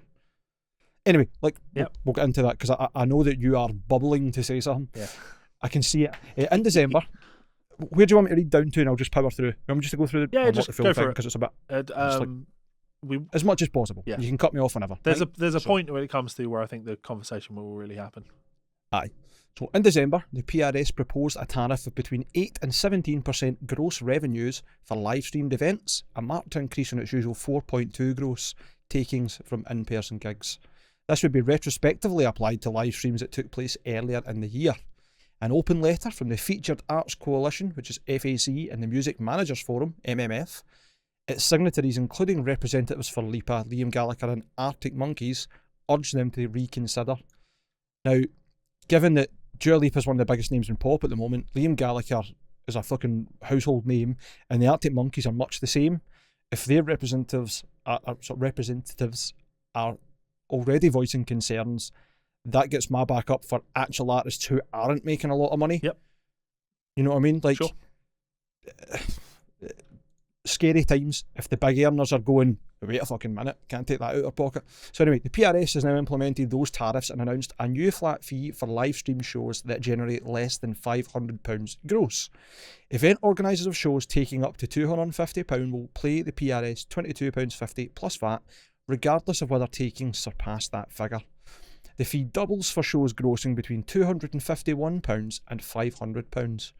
For normal in-person shows, a venue or promoter would deduct the PRS fee from its artist payments. But artists themselves are often the organisers of small-scale live-stream gigs, engaging the venue and arranging ticket sales. Let's stop there. Okay. That's really, really fucking important. I think that when people get, like, I've seen people that are maybe in the industry or on the outskirts or trying to get into the industry, sharing this story as a way to rage about the industry and getting fucked over again. But actually, at its core, the PRS is an institution that's put in place to make money for artists, right? Yep. Every single year, because, well, certainly last year, with Melissa doing 200 gigs a year, like, her PRS royalty checks were a significant portion of her annual income, right? And that income is generated by doing performances, and then the fees for those performances being collected by PRS, and they're being collected, but taken off artist fees essentially at the point where the venue is booking the artist, right? That to look at a story like this and to go, oh well, it's just musicians being fucked over again. It's just musicians being fucked over again. Yes, but also no. It's musicians being fucked over again as well if we don't do something like this. Because then how are all of the PRS members that make their money by people performing their songs, how are they now making money? There's this, usually when people perform songs, PRS are collecting money on those performances, and it's going out to the rightful owners of the people that should be making money on that. To then be in a situation now where people can't go out and play, suddenly PRS members aren't, like, Melissa's royalty checks these years are going to be fucking embarrassing, and she's not a big fry in the grand scheme of things when you look at most people and how most people are making money. So for all of those artists to now suddenly have lost a significant portion of their income, but for stories like this to get put up and then for people to be raging about this because somehow this is people being taken advantage of, no, everybody's fucking hurting, and this is just trying to make things right and make sure that people, like, the business still continues to go on as it always has. Like, if I had a venue and I was putting on gigs for people, I would have to be paying PRS to do that. So why would that be any different if I just decide to start a business where I'm putting on live streamed events? It's the same principle at its core. I appreciate that it's not quite as simple as that, but it's absolutely something where there's definitely two sides to the story here, and two things that need to be considered to make the business go. This is where we move on and talk about GameStop. So, what are your thoughts on GameStop? Go on, sorry. Just before you go any further, that's all right. Sure. I was just going to say, it seems to me like this is, in a sense, like paying your union fees to get money back. Yep. In a good way. Like, I get the PRS charging small venues. I think where the confusion is that there'll be a lot of artists who haven't got those royalties coming in. They don't understand that part of the music industry or that music business. I don't think Party can get any royalties because I think it all goes to the record label, but that's fine. That's not a problem. It's not like we're ever going to get a royalty check that's worth anything anyway. And we get the value back from Carlos. He's a great guy. They're a great label. Always looked after us. Always done more than we've ever had in the contracts. And we've obviously just re-signed last year with them. So I can't really say anything bad in that respect. But I think that's maybe what it is. Because I remember reading that and thinking, wait a fucking minute. Like, because they can't take money from pubs, they're now going to take it from people who are doing live events, like maybe aren't making a lot of money. Yeah. It's not an unreasonable amount. And as you say, if they're registered to get royalties checks back and they do it the right way and essentially pay their dues, they'll get that money back in royalties. I mean, check this quote out, right? So a PRS spokesperson clarified that only the members of the PRS and international societies represented by the royalty collection agency or performers playing the works of PRS members would be required to obtain a license. So, they go on as they deny that any artist would be left out of pocket, stating that any shortfall of £22.50 would be made up by royalties due, which is absolutely the case here. Like, I don't get this like weird entitlement that the music industry seems to have, where we just think, oh, I can take music owned by other people and perform it, and that person doesn't get any money. Like, if we all take that attitude, the wheels on the bus don't go round and round. Something weird's happening with your camera, but we'll see. Oh, you've just gone all pink, but that's fine. It's fine on this side. Yeah. Oh well.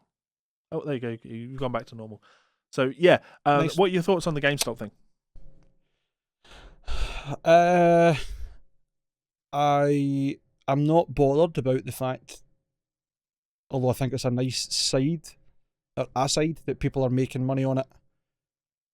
Maybe the people that started it for context, this is from Wall Street Bets, our subreddit that essentially was looking at the trends of the market and trying to stop hedge funds short stocking things. Yep. And fucking them over, I think, is the general gist of it. I believe it wasn't always like that. I think it was actually just about people who didn't really know things about the stock market, just putting in crazy things, some of them making a lot of money and then some of them losing a lot of money. Mm-hmm. I think there was one guy who made $700,000 in 2 days and then lost pretty much all of it the next day, just basically going all in on shit. So it's all gambling. The stock market is all gambling. Of course it is, and I think this is like the other side of the gambling. This isn't the I'm in to count cards and try and do smart. This is the I'm going to the roulette table and whatever number I see first, I'm putting all my money on it, and whatever happens, I don't give a fuck. Almost anarchic. I want to say, anyway, I think what you're going to go off on a rant about, like, you're glad to see hedge fund managers get fucked over, yeah? For how it looks at the moment, yeah, but I'm sure there'll be some law or statute or some sort of safety net put out in place so those people that have got billion-dollar yachts don't have to worry about it and somebody else is going to get fucked over in the process. Yeah, so it's not even, like, at its core, there is a nice, I think there's a wider statement to be made here about market manipulation, and who knows what legislation is going to be brought in to protect things like this. It is a fucky situation. I'm glad it's happened, but also at the same time, I think there's this illusion, this idea in our minds. We see films like The Wolf of Wall Street, and we think of people making millions and millions or billions and billions. In this example, I don't think it's people like that these hedge funds are losing the money of, right? This is going to be their, let's pick a really bizarre example, right? So North Lanarkshire Council's retirement fund, right? That money gets put into a hedge fund. That money will now all be gone. It's not billionaires with all this money. It's a collective. Yeah, it's organizations collective. It could be like the Boy Scouts annual savings account, which then gets stored in a hedge fund, and they keep it there because that can that can continue to make well should. And of course, when we talk about like gambling on the stock market, because it is essentially all gambling, it's slightly different to a casino in the sense that it's very, very difficult on the stock market to lose everything. You can literally lose everything in a casino. In order to lose, go on. Maybe misunderstanding the situation, because the way they're doing the short stocks is essentially they are borrowing unlimited risk. I fully understand. I'm just talking about the stock market in general. It's very difficult for you to literally lose everything unless you buy stocks in something and then those stocks become worth literally zero or the company folds or whatever. You can buy stocks and them go down in value, but then you're not losing everything. You're losing a portion of what you put in. But I think it's different in this scenario. This being stock manipulation, my understanding of it, if I'm wrong, is that people are buying stocks with borrowed money. Yes. Yeah. So if that stock loses money, yes, it's not that they've got anything to return. They have to make up the shortfall, so they just lose money. Yeah. So this is a strange example of where you literally can beyond lose everything. You can be on the hook for a lot of money, and it's unlimited risk. Yeah, and it's absolutely like Reddit doing the Reddit thing, or Anonymous doing the Anonymous thing, if you like, where it's like, let us show you how fucking powerful we are. But I think that there's a lot of elements of this where they're not really considering who it is that they're actually hitting with this. There are going to be some very uncomfortable conversations over the next 6 months where, like, your local police department has to sit all of their officers down and say, the entire pension's gone, everything's gone, we've lost everything. Well, see, with that, right, and I totally get where you're coming from. That's fair enough. That money is in the hedge fund, should be protected, and isn't. Whoever decided to use that hedge fund to try and market manipulate stocks deserves to be held accountable for losing that money. And I think when it comes to that conversation, it's really going, well, why not? Because, wait a minute, right? Like, let me make my point here, right? Sure. The same people who you're now saying aren't going to be responsible weren't responsible for fucking over financial institutions constantly. These people are putting businesses out of business, betting that they're going to fold to make money on it. It's predatory. And if people who run hedge funds, as in just to make money because they're rich and they're arseholes with no accountability, can do it all the time and not have that risk because they're too big to fail, why does that not apply to everybody else? And I think that's the conversation that's going to come out of it. I think you're right. It might be that this hedge fund is like a collection of money that's been put together from a pension fund. I think that's essentially what happened in Scotland with the WASPy women, was it not? Yeah. Basically all their pension money got, for want of a better word, gambled with no risk to the people who were gambling. The only thing that could have came for that is they made money and that was it. Took their cut and run away. But that's there's got to be a societal paradigm shift in that regards. The conversation has to have, right, cool, you're a hedge fund fucking manager and you're gambling, risking other people's money for your own gain and no risk. No, close that loophole. It shouldn't be there. That's literally their job. That is the job. It's, you're paying someone to gamble on your behalf, and when you go into that, you absolutely know that that's what you're paying to do. And the reason I made the point earlier about it's very difficult to lose everything on the stock market is because it is very difficult to lose literally everything. Like it's not a guaranteed gambling. Let me be super clear about that. But no, of course not. Much lower risk than saying, we're going to take our pension fund, we're going to give it to someone that likes to spend their weekends in the casinos. Like, lots of positives are going to come out of this. Don't get me wrong. And I think that the best thing is education. I think so many people are now going to be reading into this, and I think big businesses that work in the stock market are going to be shaken for the fact, not for no reason other than the average Joe public on the street now will look at this and they've learned a little bit about how the stock market works, and they might start getting involved in the stock market. Because ultimately, when you talk about this idea of like, well, it's at no risk to them. Of course it's at risk to them. It's hurting their business. Like, it hurts their business. In the same way that I think people will watch this now and they might decide to get involved in the stock market. And you're under the same level of no risk or risk. You could lose money. You could make money. This could be really fucking good for the market, or it could be really bad for the market. I don't want to go full celebration, because ultimately, I love a bit of chaos. I love a bit of anarchy. I love, like, the worst things possible happening just to see what happens. I'm fascinated by what might happen. I'm really fascinated to see where this goes. And I think there's going to be a lot of positives, but also at the same time, I don't want to think just immediately like, haha, we've got them. We fucked them over. Sure, there's going to be a lot of very rich people that will have lost a lot of fucking money in this. And that I'm okay with that. Those gambling with other people's money, fuck them. Well, no, because again, that's literally what their job is. That you're giving them your money for them to do that, because they have a long track record of it working. That's unfortunately just how the market works. Well, let's take a wee step back. I would, were I North Lanarkshire Council staff, I wouldn't ask, or I certainly wouldn't expect that my pension fund has been given to someone without my authorisation to go into a hedge fund to accumulate but be at risk. No, but when you say were I doing that directly, fair enough. But I don't expect. You're saying without my knowledge, and it's absolutely with your knowledge. You might not have considered what it means that our money is, that the pension fund is stored in a hedge fund. You might not have known what that means. I'm not saying that's the gist. I'm saying it were that a conversation to be had, fair enough. But I don't imagine a lot of local authorities, for example, if we take North Lanarkshire Council as the example, that they make it explicit that their pension fund is in any way, shape or form a gamble. I've never had a pension from any company that I've read through and it's been, we're going to try and make more money off this by gambling with your stuff. And if you accept it, fine. If you don't have a pension. I've never had that, personally. Well, I think you always have. You've just not been aware of it. I mean, potentially. And what I'm hoping is that from this, people will now consider that. They'll look into that and go, is this really, really what I want for my money? Is this where I want my money to be stored? Functionally, when you put your money in the bank, that's what's happening to it. Well, it's being traded by the banks, invested, reinvested, and that's how they're making their money. Fair, but I think that also proves the fallacy that these entities are too big to fail. When a couple of people bored on the internet see a short stock scam happening and go, nah, and absolutely fuck $2 billion hedge funds. To be clear as well, I don't want to suggest that short selling is a scam, because it's not. It's just betting the opposite way.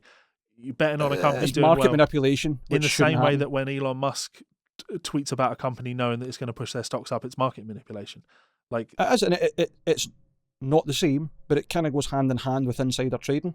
If you look at everything that happened with Enron, the reason all the shit that was going on financially behind the scenes there, that happened because an individual started short selling on them and noticed some irregularities, and then reported those irregularities to the right people. Like, this is the stock market is a fascinating world with people that know a lot more about how finance and economy works more than you or I probably ever fucking will. Absolutely. Absolutely.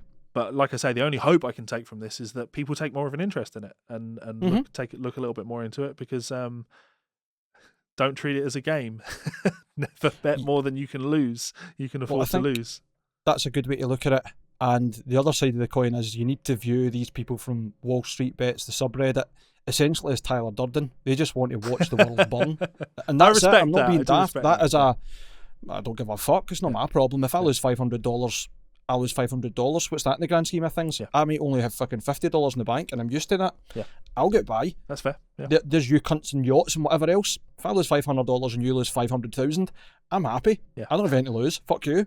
And that's essentially where it started. Yeah. And I like that grassroots movement of, well, no, fuck. Why should you have all of this expendable money at risk, other people's risk? And then I can't. And like, if you win, you get money. If you don't, you're not accountable. Sure. Fuck that. You keep saying it's not accountable. It's like there's accountability. It's just it's a relatively minor accountability, because losing a little bit when you have a lot doesn't really mean all that much to you. I think it's so interesting, because when you're gambling in that sense and you're betting against a company losing value, and the value goes up, even when you do that, it's still this idea of it's very hard to lose everything. This is an exceptional example where it's kind of like at the moment where I'm going through dealing with my mortgage, right? When I deal with my mortgage, they have to talk to you about interest rates, and they say, look, if the Bank of England base rate changes and the interest rate changes significantly, your payments could go up and your payments could come down. And they say, and they always have to say to you, worst case scenario, like if it went up to the worst rates that it's been in the last 40 years or whatever, your payments would go up by this ridiculous amount of money. And I have to acknowledge that they've told me that, because I'm essentially betting that won't happen. But if it does happen, I can't really complain about it. And in this example, I think this is kind of that. It's hedge fund managers going, well, statistically speaking, what's happened here is so unlikely to have happened, but it has happened. See, I don't think it's quite as simple as that. I don't think it's just been a gamble, because from what I'm read, my understanding is that obviously it's like a borrowed share. So they say shares in this are $10, right? Cool. I'm going to borrow that $10 and get one of those shares, and they sell it right away, and that creates an artificial change in the market. All that's happened is other people have seen that these stock traders are doing that, trying to kill GameStop and bet on its death and go, well, we're going to buy the stocks and then just keep them. Buy more and push the value back up. Yeah, but when that happens, when they short sell like that, they inevitably have to buy the stock back at some point, which should return the value to where it was. Like, so they'll get it cheaper and then it makes money. Yeah, but the point is, it would be very hard to do that and cripple the company, like put the company out of business. That's kind of what they're betting on. They're wanting it to go, that the value of the company drops, really so low. They can make money on the margin to go back up. Yeah. But they want to control that.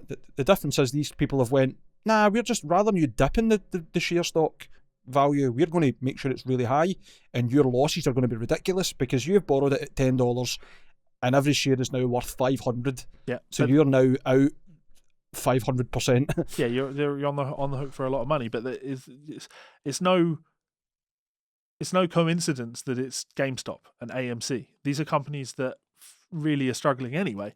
They couldn't just decide to do this with fucking Tesla. it just wouldn't have the right fucking impact. You can't just cripple a company like that. It's just totally.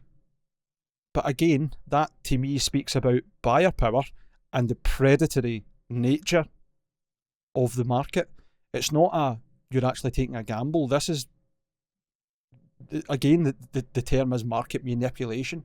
This is people trying to make money from the death and loss of money of other people. Not death. How's it not? Because the company doesn't die. The company doesn't die. The price dips and then the price goes back up, and they're capitalizing on those fluctuations in things going up and things going down. Like I think anyone listening to this podcast knows that you're very much a kind of eat the rich guy. I think that's maybe, I know I pushed that narrative of like fuck the Tories and blah blah blah, right? Like I'm totally open to having conversations with anybody about any political view you have at all, and if you can change my mind, if you present evidence to me that changes my mind, totally cool. And I'm not against people being rich.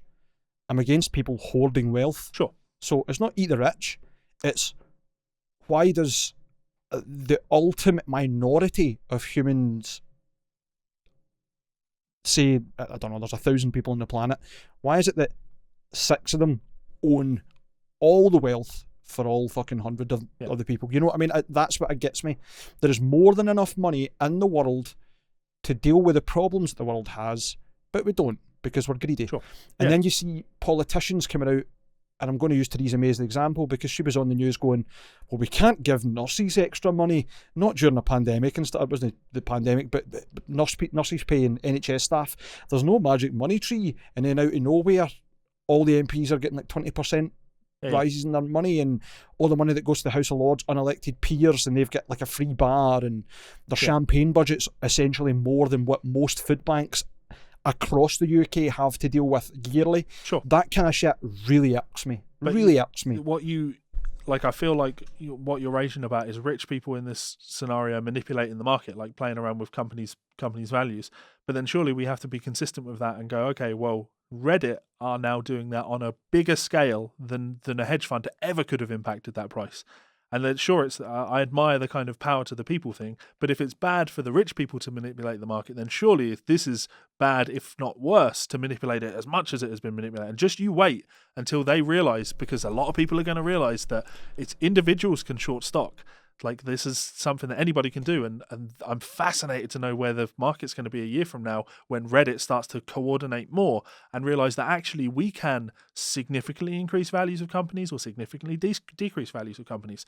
And I'm interested to see what your position will be then when it's smaller individuals, not billionaires, fucking companies over. My position is of this, right?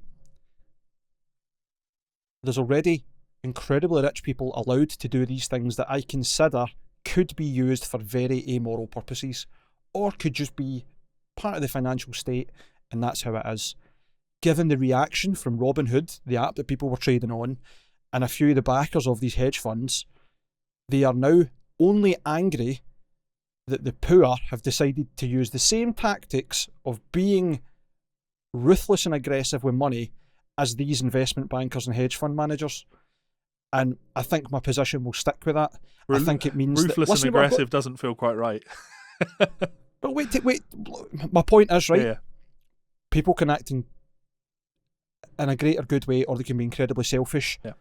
Hedge fund managers are already doing that and getting away with it. Why shouldn't individuals be able to do it? They should. And I think that's my problem in a nutshell, right? Yeah. What's good enough for the geese is good enough for the gander. Sure. You can't get angry that people are putting you at risk in an unlimited risk scenario when you've put them at risk in an unlimited risk scenario. Yeah. The rules are there for everyone. Yeah. And if your anger is that the rules are unfair, then you've already taken unfair advantage of others. And that's it. It's a level playing field, the great equaliser.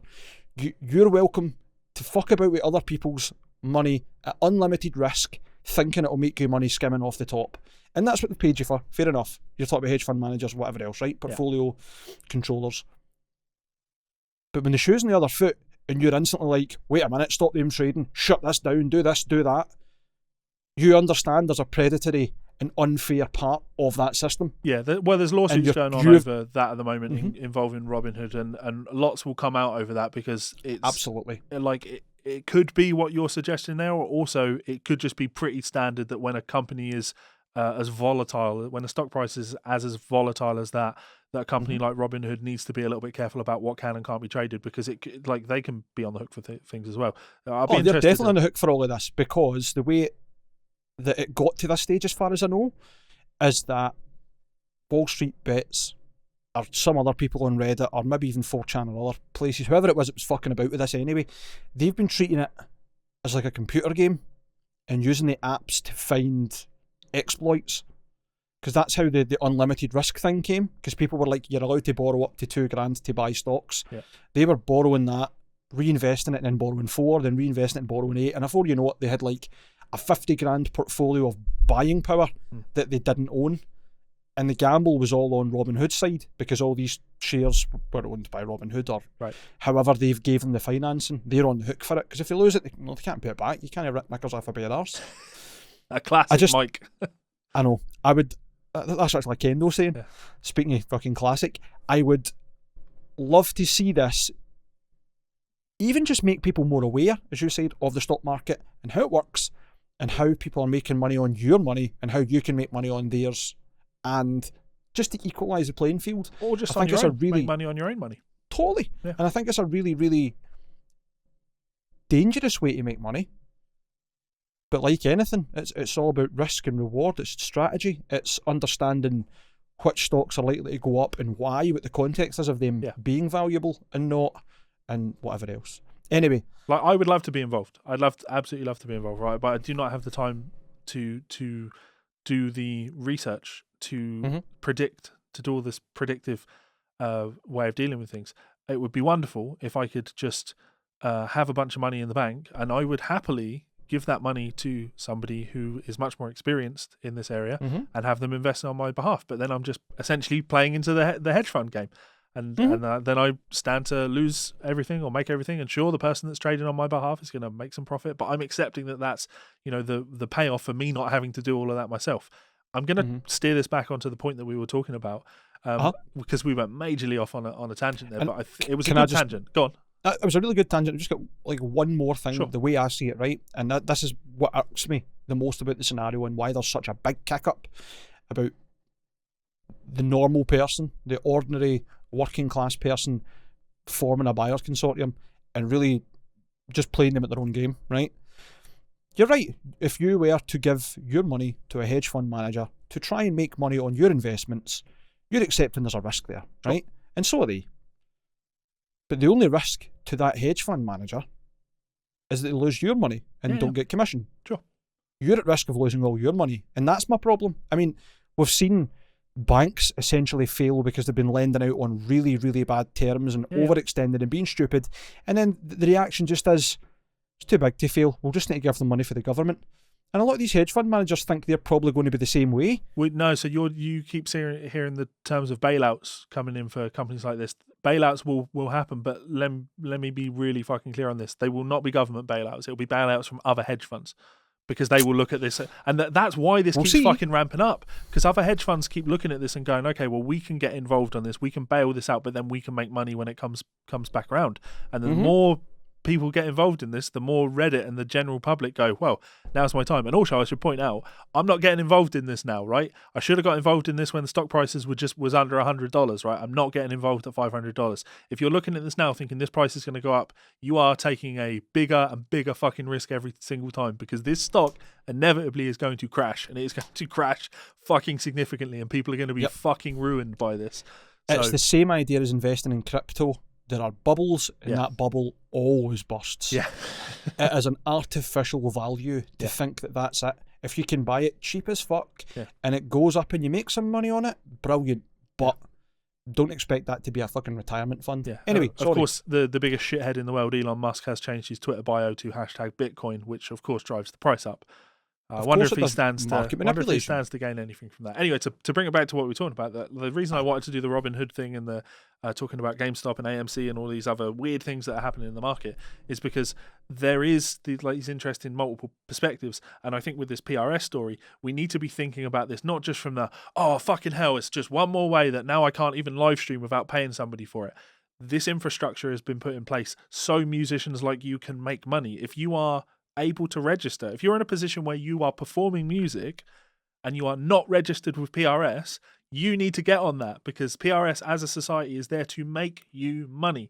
And I don't make good money on PRS because I'm not outperforming, and nobody's really outperforming. But speaking from the perspective of my friends that go out and perform a lot, be it Melissa or like Dave from Hellcat, like these are people where their royalty checks that they get from PRS every quarter, every 6 months, quarter, however often they get their royalties, like it helps them, and it's a way for musicians to make money. One of the strangest things to me is like all these people that are wanting to get into the music industry, and they're like, oh, but it's just so hard to make money. Sure, it is hard to make money, but when you're just leaving money on the table, money that should be yours, and there are people out there that will go and collect those royalties for you and make sure you get paid, you should be fucking acting on those.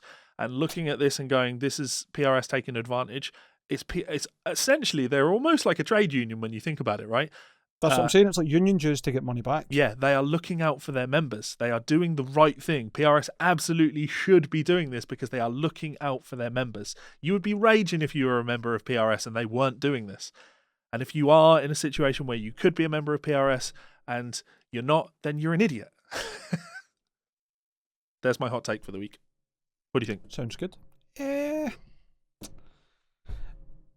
I think I'm most interested in just seeing where this goes, because there are so many different avenues this could go down. This could be genuinely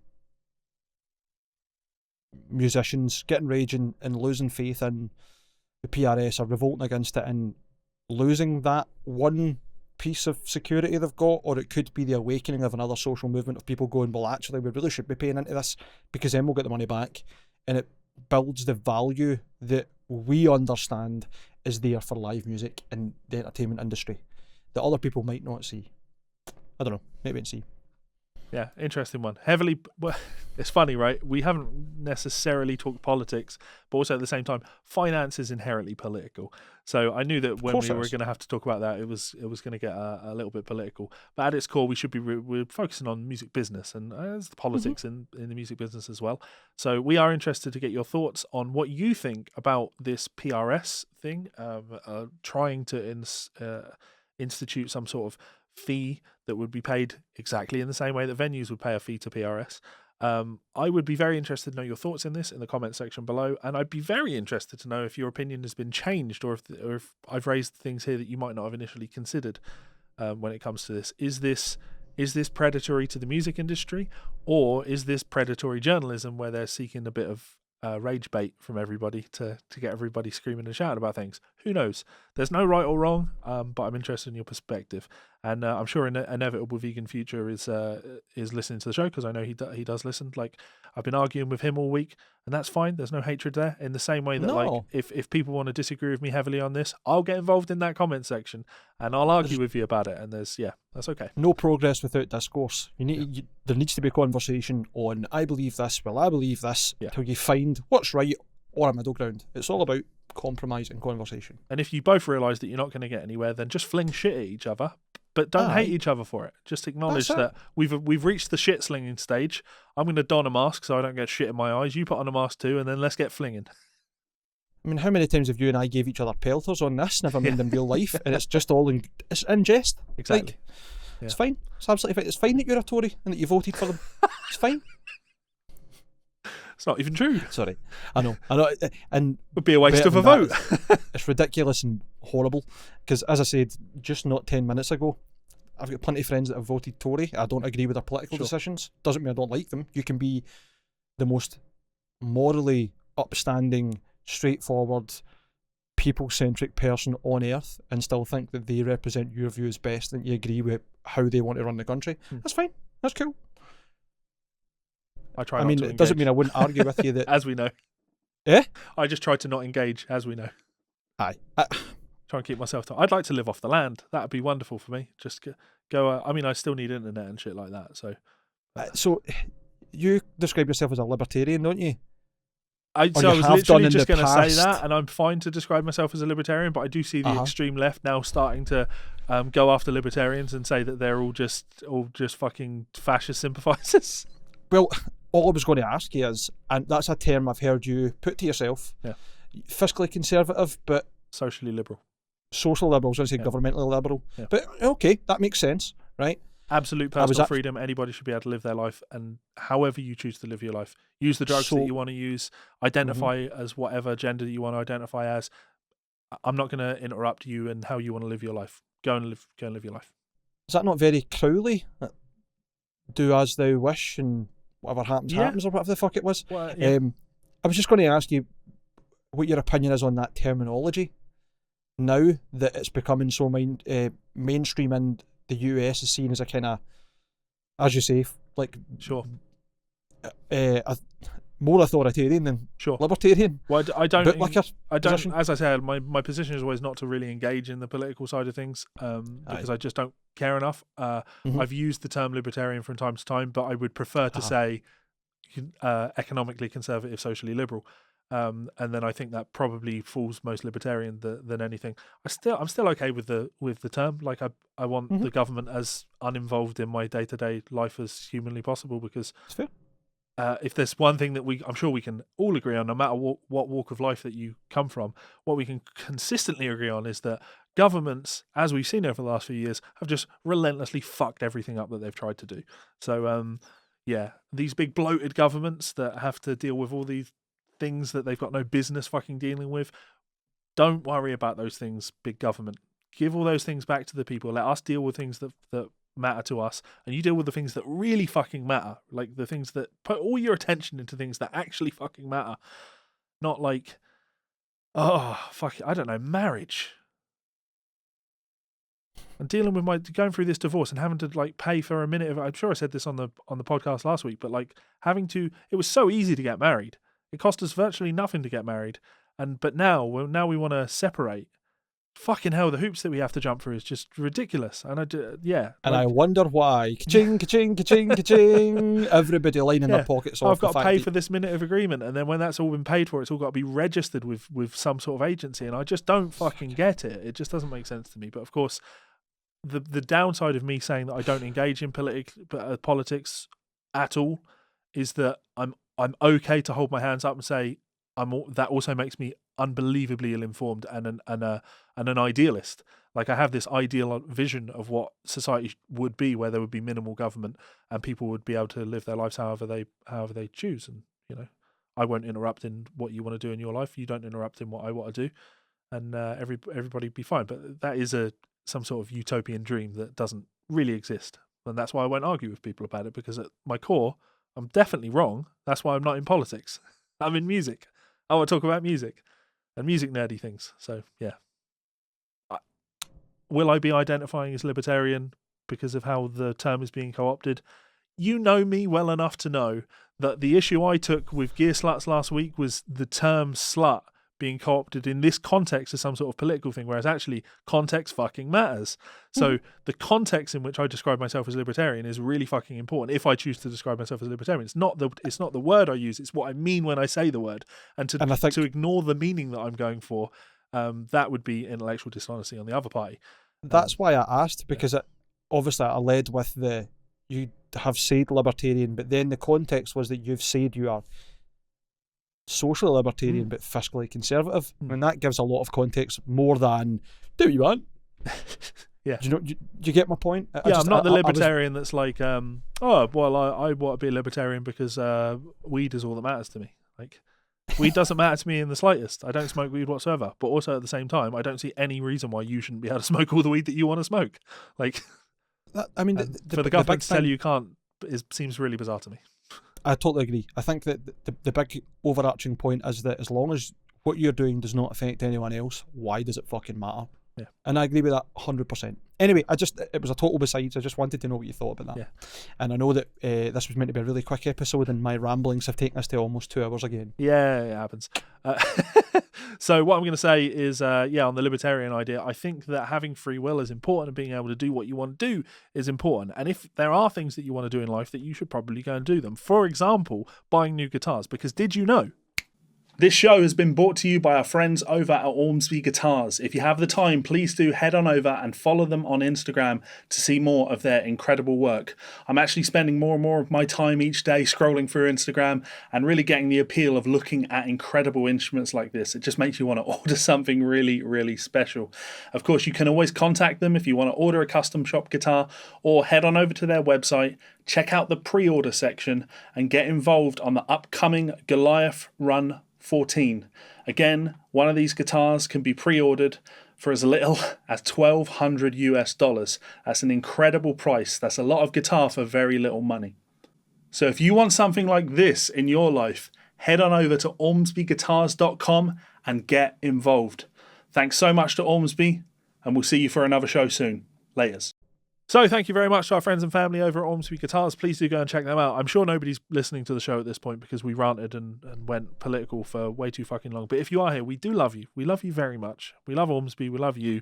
Thank you very much for listening to our show. We hope you have enjoyed it. Please do engage in that comment section below and send us some fan mail to GsolesFanMail@gmail.com, and we will get some more of that read out on the show because we enjoy doing that sort of things. Anything you want to add to that, Mike? Yep. The sooner we set up a Guitars Holes buying conglomerate, the better, because I would like us all to get rich, and I just want to make every stock that we like at $420.69 or cents. Sorry, he's got so I can say, on it. Do you like my stock portfolio? Nice, just for that reason. I have to say on this, like, watching this all go down, like, there's a big part of me that's like, damn, I feel stupid for not getting involved in this when I could have got involved, but then also. Yeah, I think that's the human greed thing where there's that feeling of missing out on something that you never actually even had. Yeah, exactly that. It's FOMO, and it's also like good example that solidified how I feel about it, right?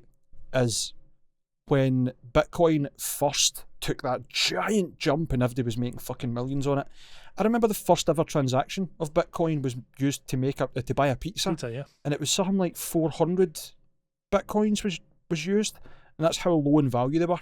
I remember floating about the internet round about when Bitcoin was kind of just coming up and crypto wasn't really well known, and thinking, I could buy some of that for a laugh, like a tenner or whatever. And I've done so with other cryptos, Ethereum, etc.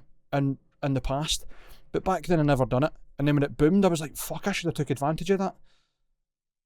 I wasn't interested, so I didn't, and that's the end of that. Yeah. I haven't been interested in the stocks for it to go up now, so I can't expect to jump on something like a bandwagon and make money when people have already put the graft in and made that happen. So, and it's also the jumping on it that will make it collapse. You would when enough people jump on this is when the bubble bursts.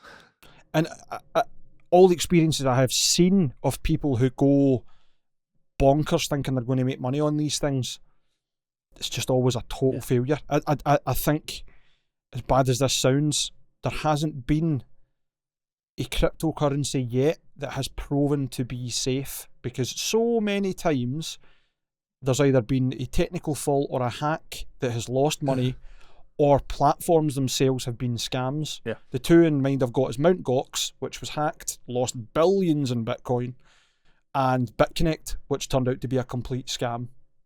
People investing in this think it was going to be incredible, and then I think, as far as I know, the people who run the company essentially stole the wallets of Bitcoin and run. See, I think we should all just go back to the way your granny used to do things. Money in a mattress. Absolutely, man. See money under the mattress and hidden in cupboards and shit, and like a fake tinny soup. That's the way to do it. Under the sink in a fucking Brasso tin. Mike, until next time. Don't be a leech and stay off the stock market. Don't be a leech, go to the beach. Actually, don't. Pandemic. Don't be a leech, drink bleach.